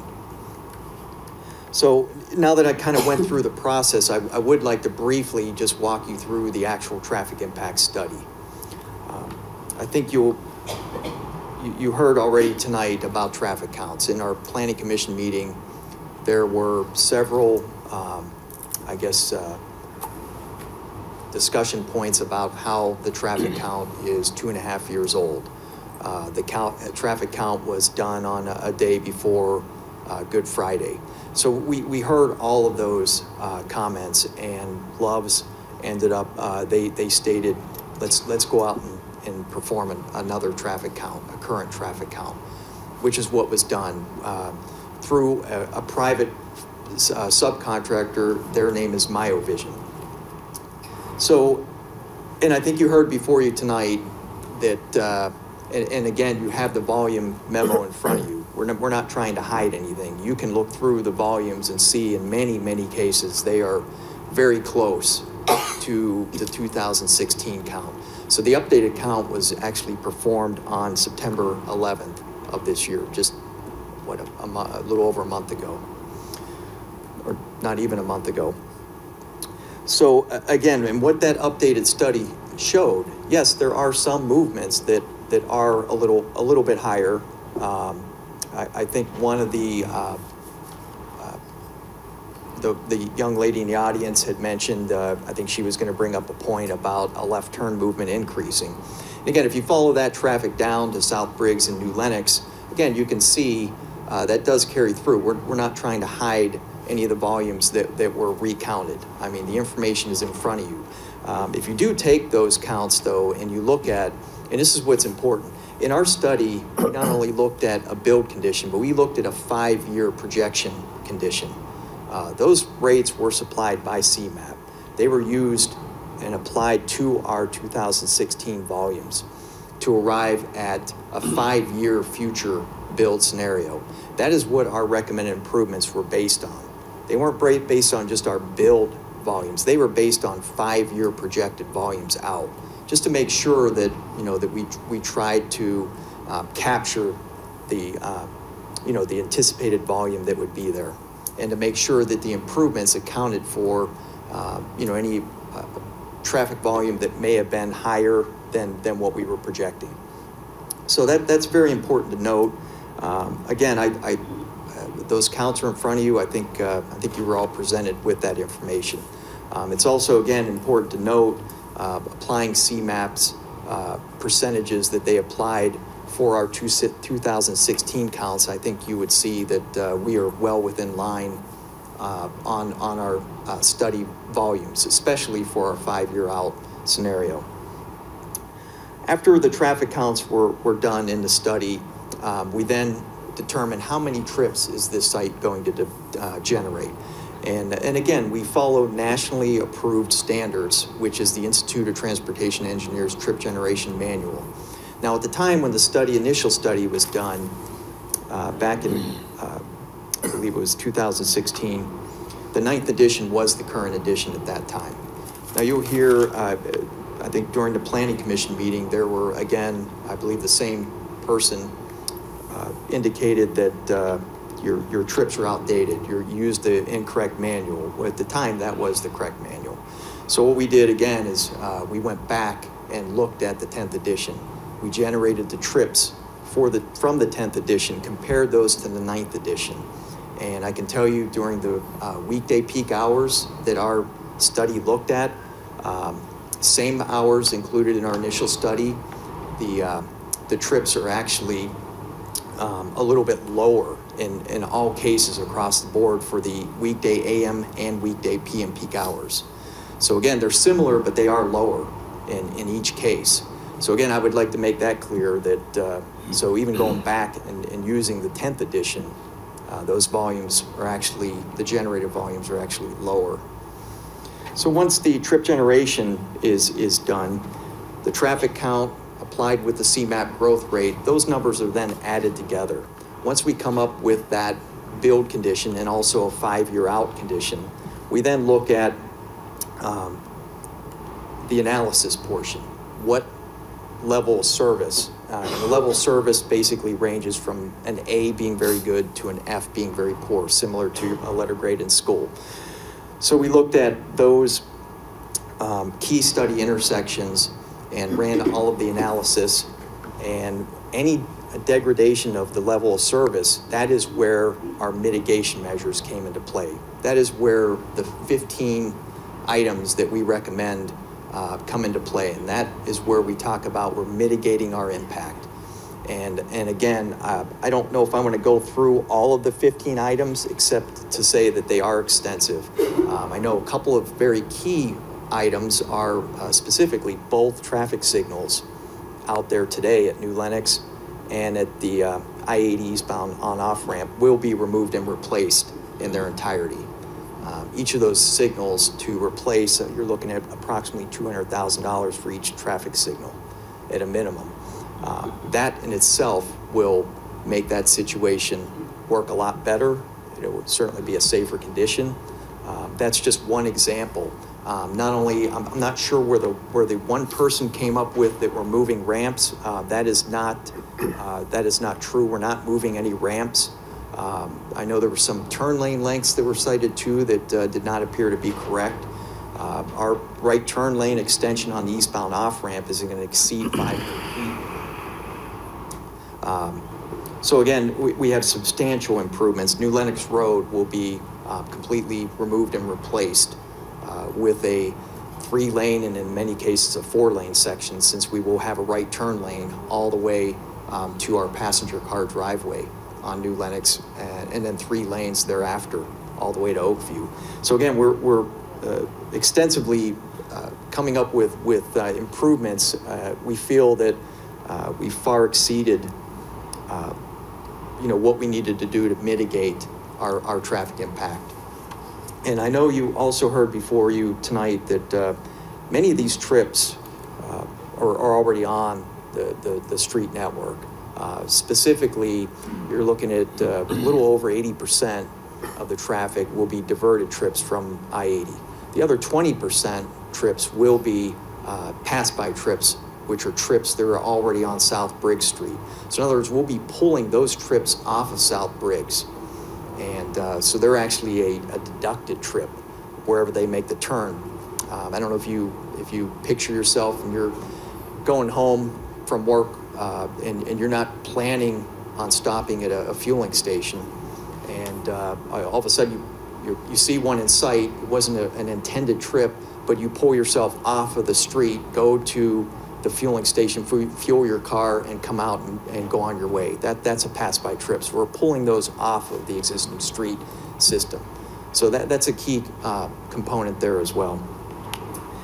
In conclusion, again, we feel with implementation of these recommendations, Loves will mitigate their impact and in many cases improve the operation and safety of the key study intersections. I think we've shown that in our analysis.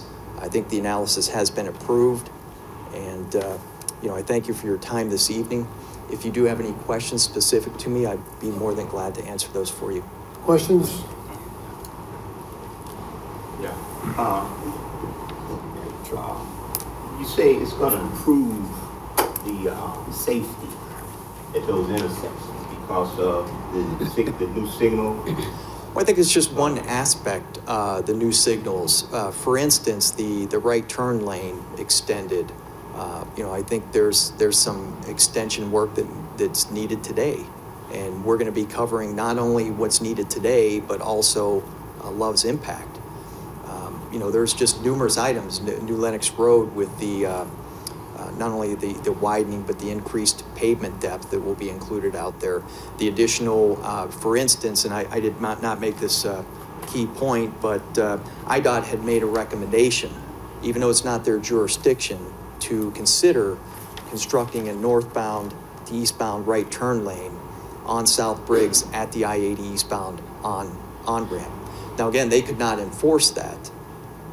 We took that back to Love's, and Love's indicated, let's go ahead and do that. Although not required by IDOT, they did make it a suggestion, not required by Will County, but Love's decided to move forward with that improvement. But you're gonna bring 80% of your business off of 80 that normally wouldn't come off at Briggs and 80. It's what you call a diverted trip link. Right. That's correct. So you bringing 80% more traffic there, and that's going to make it safer. Well, no. But what you're not understanding is, again, we're mitigating that impact. We are improving areas by adding turn lanes, by updating traffic signals. If the 80% wasn't coming off, then you wouldn't have to widen New Lenox Road or put the turn lane in and change the signal light. I'm just saying, you're doing that in order to put Love's there, because I guess city staff, county, state said, hey, you need to do these things if you want to put a truck stop here. So you are putting some infrastructure in. And the other thing I don't understand, and help me understand this, is that the state allowing you to widen the exit ramp off of 80 going east. Is that correct? That's correct. Okay, but they won't allow you to do anything to the bridge that needs it more than the rest. Well, you know, that's I think then we need to get into the bridge discussion then, and simply stated, I believe it was alluded to earlier, that there was in fact an email that was sent out on 9/26/18 from Anthony Quigley, the IDOT District 1 manager. And again, this is a direct quote. All structural evaluations completed by the department assume the worst case scenario, that the heaviest legally loaded trucks are lined up one after another as they cross the bridge, and that the bridge can handle the loading. The legal load restriction applies only to trucks carrying loads in excess of what is normally allowed, i.e. trucks that have obtained overweight permits. Those overweight permits are not allowed to cross Briggs Street over I-80. The structural evaluation of the Briggs Street Bridge over I-80 was not based on limiting the number of trucks that cross the bridge. Rather, it is based on limiting the overloaded trucks and increasing the frequency of the bridge inspections to maintain the bridge condition until it can be replaced in the future. So I think what's important there is whenever IDOT did look at this, they looked at back-to-back-to-back trucks in both directions on the bridge. And again, that is, I believe you have it in front of you, that is per an email dated September 26th of this year. And you don't think that'll happen? I'm not saying, I think that's up to IDOT to continually monitor the situation, which they've indicated they will be doing. I'm saying you don't think the back-to-back-to-back trucks will ever happen, or someone don't get an overweight permit and go across the bridge? Well, I don't think IDOT would issue an overweight permit. So, right, so we just talked about the trucks going right down New Lenox that they're not supposed to, or coming east on New Lenox and turning left into it. They're gonna do it because, and it's not right to do it. So I'm saying, so you don't think that an overweight truck without the permit, and it's illegal, is going to go across Briggs Street Bridge on his own? Well, I believe Mr. Schiffel could answer that better than me, but I believe there's a pretty significant fine involved if the truck driver would so do that, and it's fairly significant. Right. But I'm just saying, you know. Can it happen? I mean, sure, but the idea. I'm sorry, go ahead. I can't never get an answer to the question, why would the state won't allow you all to invest in fixing the bridge, or is it too expensive for Love's to do, and Love say, hey, we don't want to do it, or is it truly that the state of Illinois would not allow you to do it? Well, I think as part of our analysis too, it did not show that we need 2 lanes right now in each direction on the bridge. It did not, I mean, our analysis that was approved did not show that. 2 lanes each direction. I mean, what you've read what IDOT has indicated. I think the comment that you're making is that the bridge, in your opinion, may be insufficient, but IDOT is saying otherwise, that they looked at that with back-to-back trucks, and that in their eyes, it would satisfy that condition. That's a pretty significant condition. I don't know when you would see back-to-back trucks lined up across the bridge in both directions without either a passenger. Well, I mean, you're talking about 80% coming off. That's the back. I mean, right now it's not, perhaps. But I'm just saying, if you're saying 80% of your business is going to come off at 80, you know, westbound, eastbound, that may be it. But I mean, thank you for the information. I don't want to keep going on that. I do have a couple other questions, and they may not be for you. Sure. But I was reading 503 memo, Chris, and it had said 50% sales tax. And I thought we were at economic development, Larry, was it 40%? Or 40%. Right. So is that the same in the memo 503? Councilman, it's supposed to be 40%. If that was incorrect, it's 40%. Okay. The actual agreement says 40%. But did I misread it? Am I reading that right? In the memo it says 50. If so, we can make an amendment. What's in the memo is wrong. The memo is wrong? Yes. Okay. You didn't think I was going to catch that, did you? It's making me work hard, man. I think that's it. Man, before I forget, Pastor Doors asked me to ask you if it would be okay if he can address the council tomorrow because he has some medical issues. I believe doctor visits this evening, and he wanted to know if he could address the Love's development tomorrow. Yeah, he can talk first if he wants. Okay. All right. Thank you. Okay. Thank you. That's all for tonight. Okay.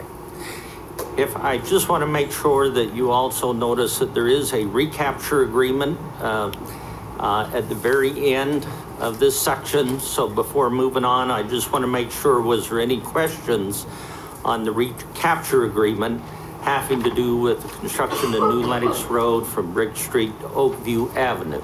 Well, we need an oral motion to amend that tomorrow prior to the vote. The recapture or well, the... If the memo's written wrong, which is what you just heard. We will get into the actual economic incentive agreement is coming up.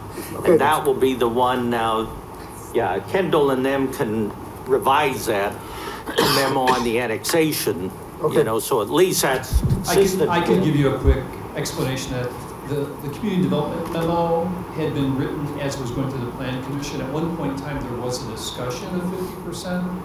That actually stayed in their memo, but from the economic development side, which of course is what the committee had recommended, and in our later negotiations, it was 40%. So that's the discrepancy. It is 40% in the agreement. It was just a sort of a stray comment in the community development memo. Okay. All right, if there's no other questions, I'll move on. In ordinances, we do have Council Memo 50518, ordinance amending the 2018 annual budget for the city of Joliet for the purchase of 2.5-ton dump trucks with plow accessories in the amount of $335,116. This was before the Public Service Committee earlier this evening, and they were recommending approval for tomorrow night. If there's no questions, I'll move on to the resolution section. Council Memo 50718, resolution repealing resolution number 7235, which approves a sublease agreement with Evil Intentions Haunted House. I've asked Steve Jones to just comment briefly on this resolution being brought to the council. Thank you, David. Council recall at the last meeting, we did an update of what had been going on with the prison, and we gave an update to the prison committee. I had indicated that due to the lack of some sufficient progress to really get the Evil Intentions Haunted House in operation, or at least even under construction within 2018, that we had discussions back and forth with them and indicated that it would be in everyone's best interest if they were just to decide voluntarily not to continue the agreement through the end of the year, because clearly it would not be operational, and it would give the city a little bit extra time to potentially get an RFP out where we can attract an investor group that would have, let's say, some deeper pockets and a longer time horizon. This resolution does rescind that agreement, and also as part of it, we've asked that council give us the authority to go out to market for an RFP. And with that being said, one of the issues that we'll have to have some internal discussions on is the length of term. We have a little more than 4 years left on that intergovernmental agreement with the state of Illinois. Clearly, if we're going to get a vendor who's going to make the multi-million-dollar investment in this building, the amount of time in that lease has to really generate a return on investment. So it's worth their investment in the building along with the profits that would come about. So we'll have to have some discussion about the length of term and how we approach this, but I think those are some discussions for a later date. Any questions? So you don't think the concept is dead, but under the current working conditions, it wasn't going to happen? Right. I mean, we had a 1-year agreement with Evil Intentions, and in effect, if they were going to put something together out of, make it out of cardboard with string lights to barely meet code, yeah, clearly a 1-year timeline allows that to happen. As we started the discussions with them after the agreement was approved, we raised the bar, they raised the bar. They just weren't able to get investors to come in and do what we wanted and they felt they wanted in such a short timeline. I mean, it's altogether possible that Evil Intentions may come forward with that investment group when we go up for an RFP, because clearly, if we are to get a longer term time frame to make this happen, obviously then people will get that return on investment. So the key is to do it right. And under the current system, we're new at this. I don't think we've ever owned a prison before. And actually, we don't own a prison. We just kind of lease it. But these are the sort of challenges I think we can get over, knowing a little bit more about the marketplace and what this industry really requires. Well, Steve, David, I commend you for being prudent and not rushing into this and keeping the bar high. So we know that's a hot piece of property. So again, I give you credit for having the foresight not to make a knee-jerk reaction here. Steve, didn't we go out for a longer term a few months back and no one came back with a proposal? And these are the same people that announced it on their website before the city council approved it. And I know $25,000 isn't a lot of money, but obviously it must be a lot to them because they did nothing. And I don't see a reason to let them out of the $25,000 rent fee they should pay us. Well, there are two questions there. I'll answer the second one first. The dollar amount that went into this agreement was really intended as an investment credit, literally saying that we know this is going to take expenses where the ability to recoup that is going to be very limited. So the key is, we were saying $25,000 is your amount, but it's based upon you investing that, and then it's a rent credit. So in effect, they haven't done anything. They haven't operated in there. They haven't done those improvements. The spirit of this was to get them to do $25,000 of investment that basically would have been rent. The other question you had was about the RFP.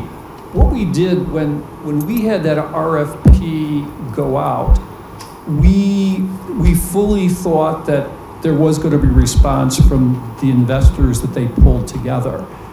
They got spooked by the fact that there wasn't a commitment to go beyond 1 year.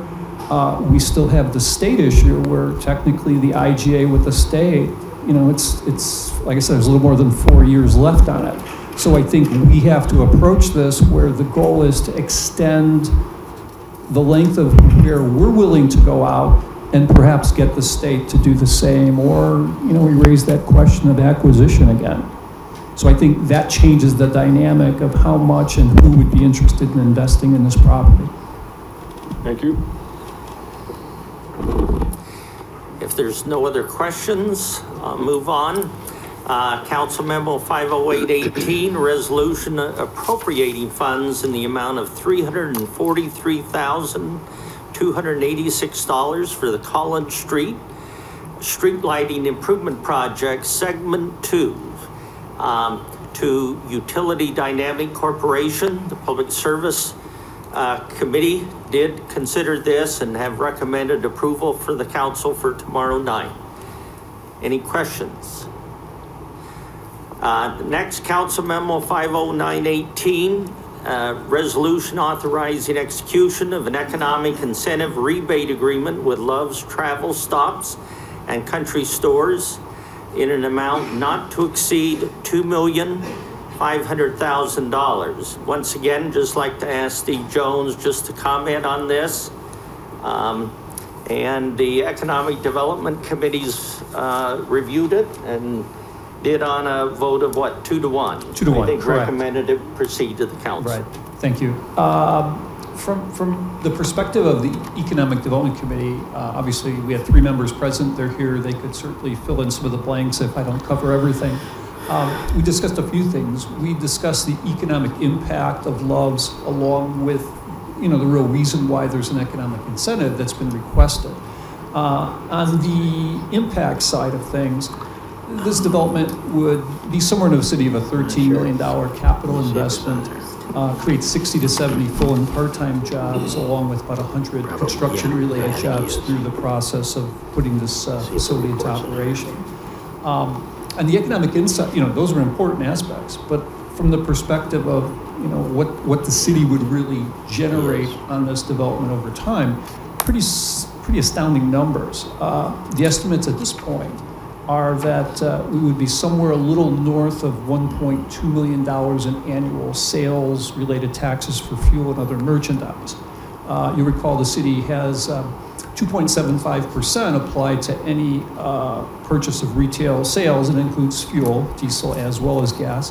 And on the fuel side, we also have a 1 cent per gallon tax that gets thrown into the mix. So of that $1.2 million in total sales tax, little over $1,050,000 is specifically related to fuel, but $112,000 is related to food that would be put on the site, some of the fast food or takeout food. Tire sales are estimated about $27,500, and general merchandise about $82,500. Now, when you start throwing around numbers in the millions, it's always hard to gauge how that fits in with the big picture. This would be the top producing fuel center within Joliet. If you think about Interstate 80, this would be the easy on, easy off for that 65% of the vehicles that our freight study says don't even stop in Joliet. So there's a siphoning off from the roadway, as opposed to just sort of taking fuel sales from one part of the city and moving it to another part. This would be new sales. There wouldn't be much cannibalization, if any, here. Not only would there be the top fuel producing center within Joliet, but our estimates, looking at our total sales tax data for individual businesses, they most likely be in the top 5 of the entire city in terms of an individual sales tax producer, but for certain they'd be within that top 10. And fuel, it's a commodity. Prices rise, prices decrease, but we're confident that they would be one of the top 10 producers within the community. So why an incentive?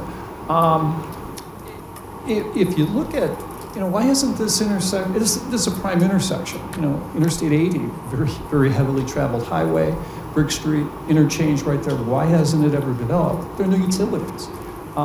In effect, because of the extraordinary utility costs of this project, they've come forward and said, hey, we'll put in the utilities, we'll extend it from its nearest location, and if you share some of that sales tax that we generate, pay us off over time, then in effect the city wins, as well as the development, as well as the areas that potentially could be served by water and sewer. Now, a few numbers here. The routing that's currently being proposed, it's not finalized, so keep in mind this could change. On the water side, they'd be putting in about 4,000 linear feet of water, just 3/4 of a mile, and about 7,000 linear feet of sewer, which is 1.3 miles. That's where that 2.5 million amount comes in. Your typical development isn't going to have that extent of utilities. So, in effect, by asking the city for 40% of the sales tax they generate, they would be able to fund that and most likely pay it off within that 4 to 5 year period. So this isn't a corporate handout. This isn't, hey, we'd love to get some sales tax because we can. This is in effect an investment in infrastructure. As I said, it is 40%, sorry for that error in the memo, and it's also subject to a 10-year max.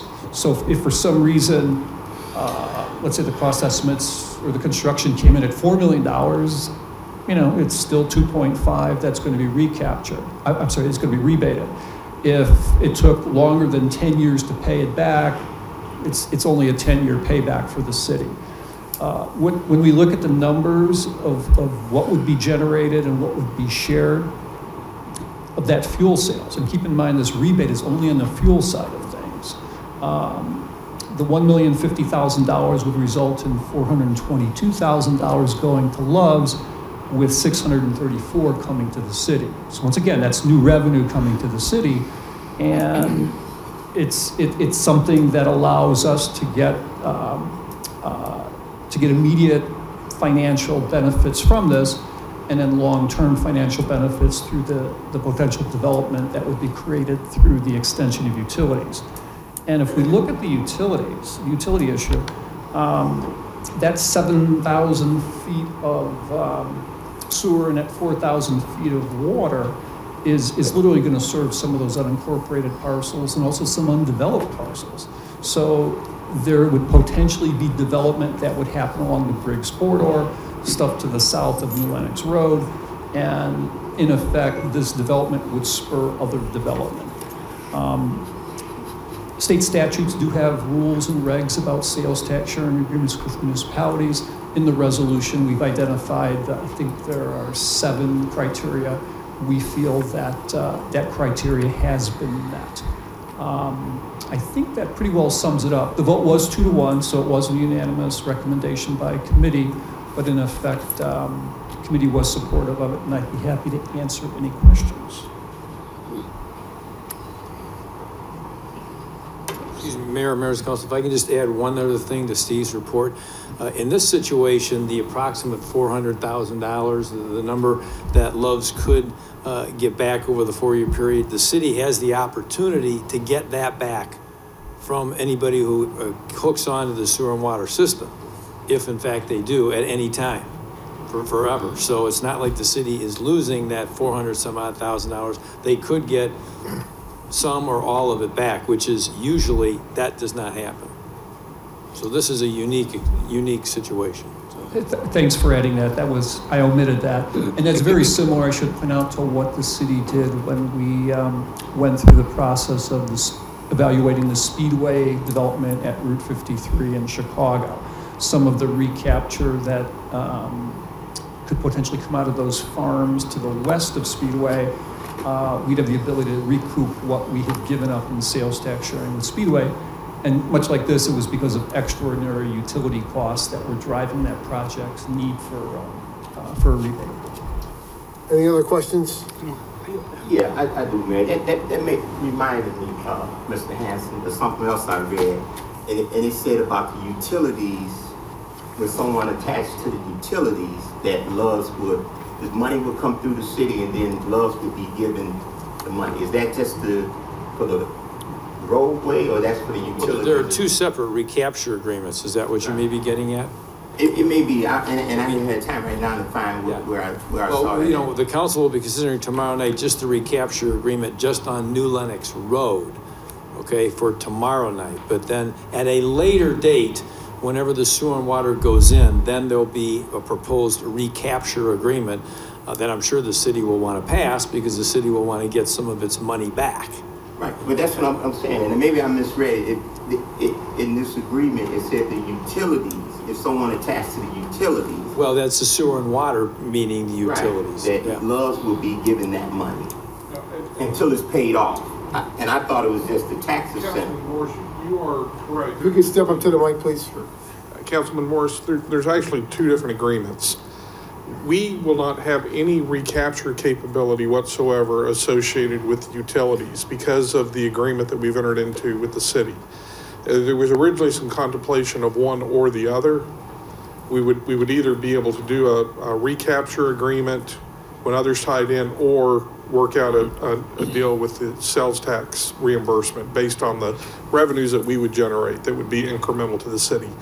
I think the confusion is regarding the road infrastructure and only on New Lenox. It really doesn't have anything to do with the interchange work that's being done.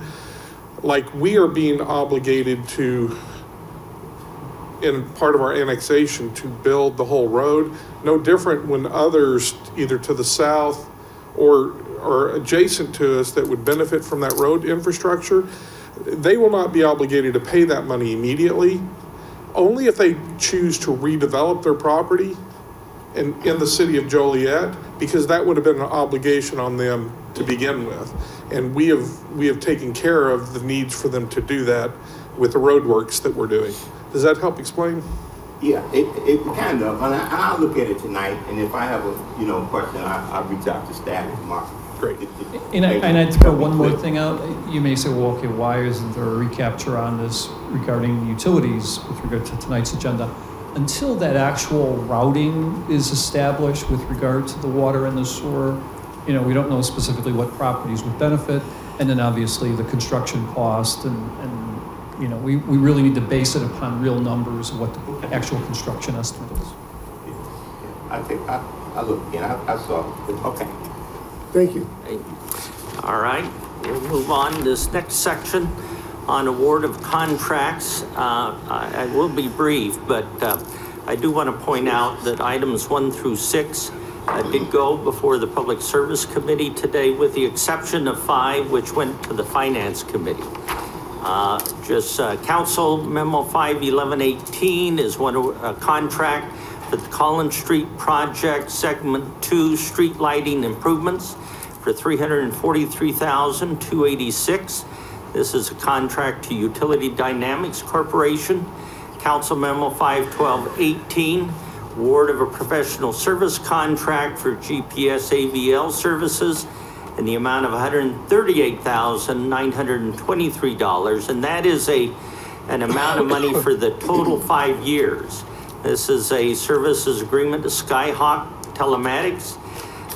Council Memo 51318, award of a contract for the Grover Street 3rd to 4th Avenue roadway improvement project, utilizing community development block grant funds in the amount of $396,236.73 to Austin Tyler Construction Company.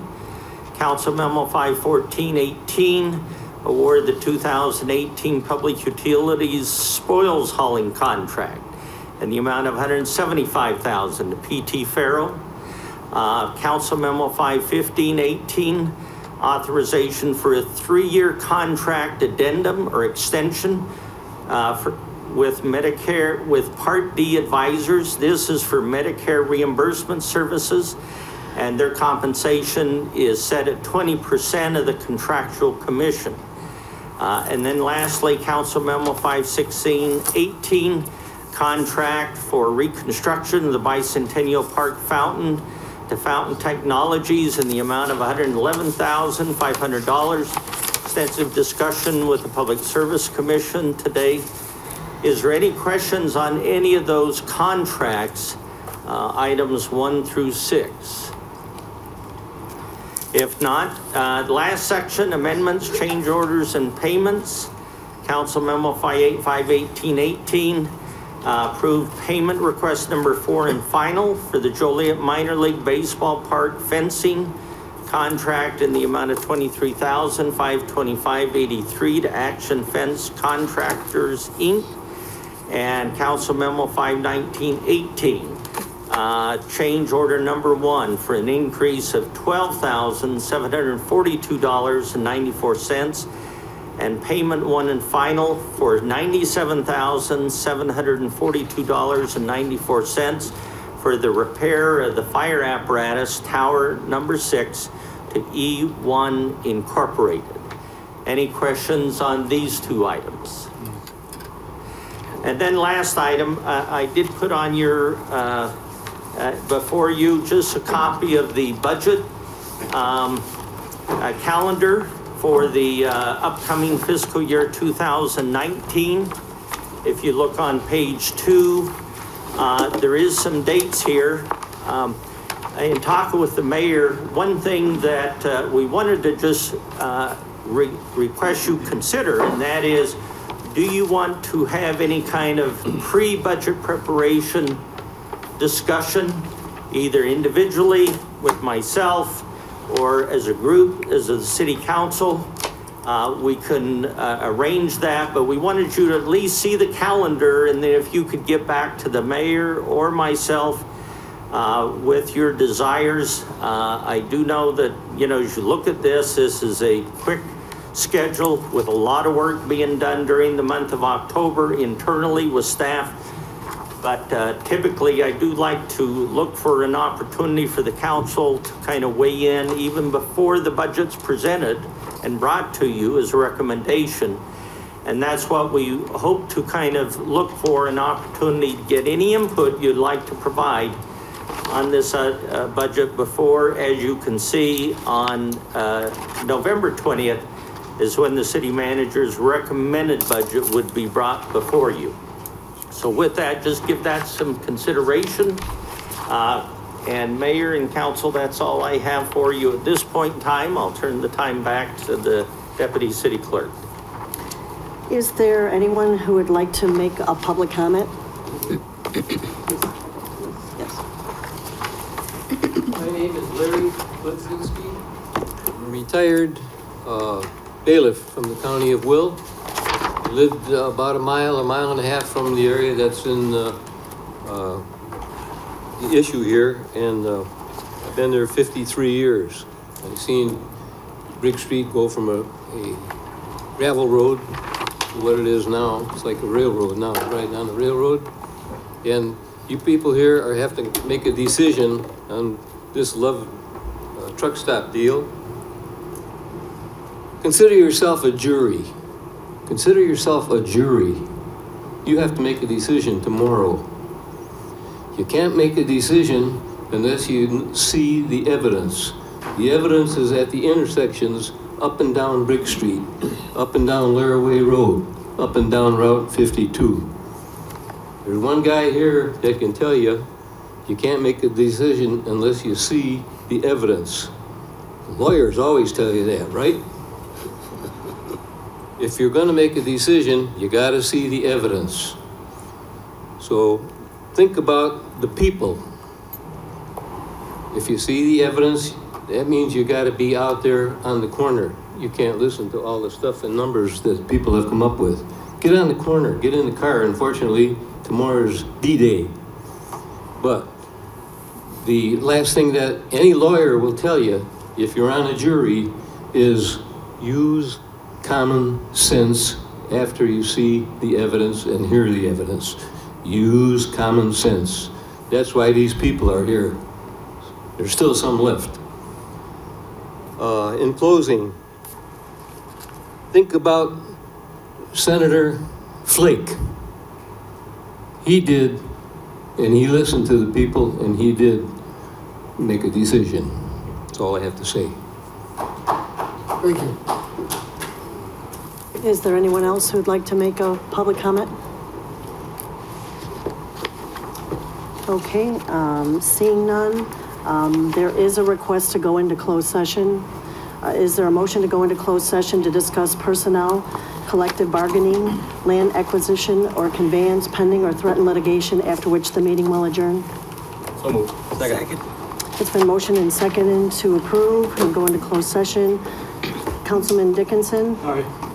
Councilwoman Gavin? Aye. Councilman Girl? Aye. Councilman Hug? Aye. Councilman Morris? Aye. Councilman Mudrin? Aye. Councilwoman Quammen? Aye. Councilman Turk? Aye. Motion carried. Your name was Terry Hug.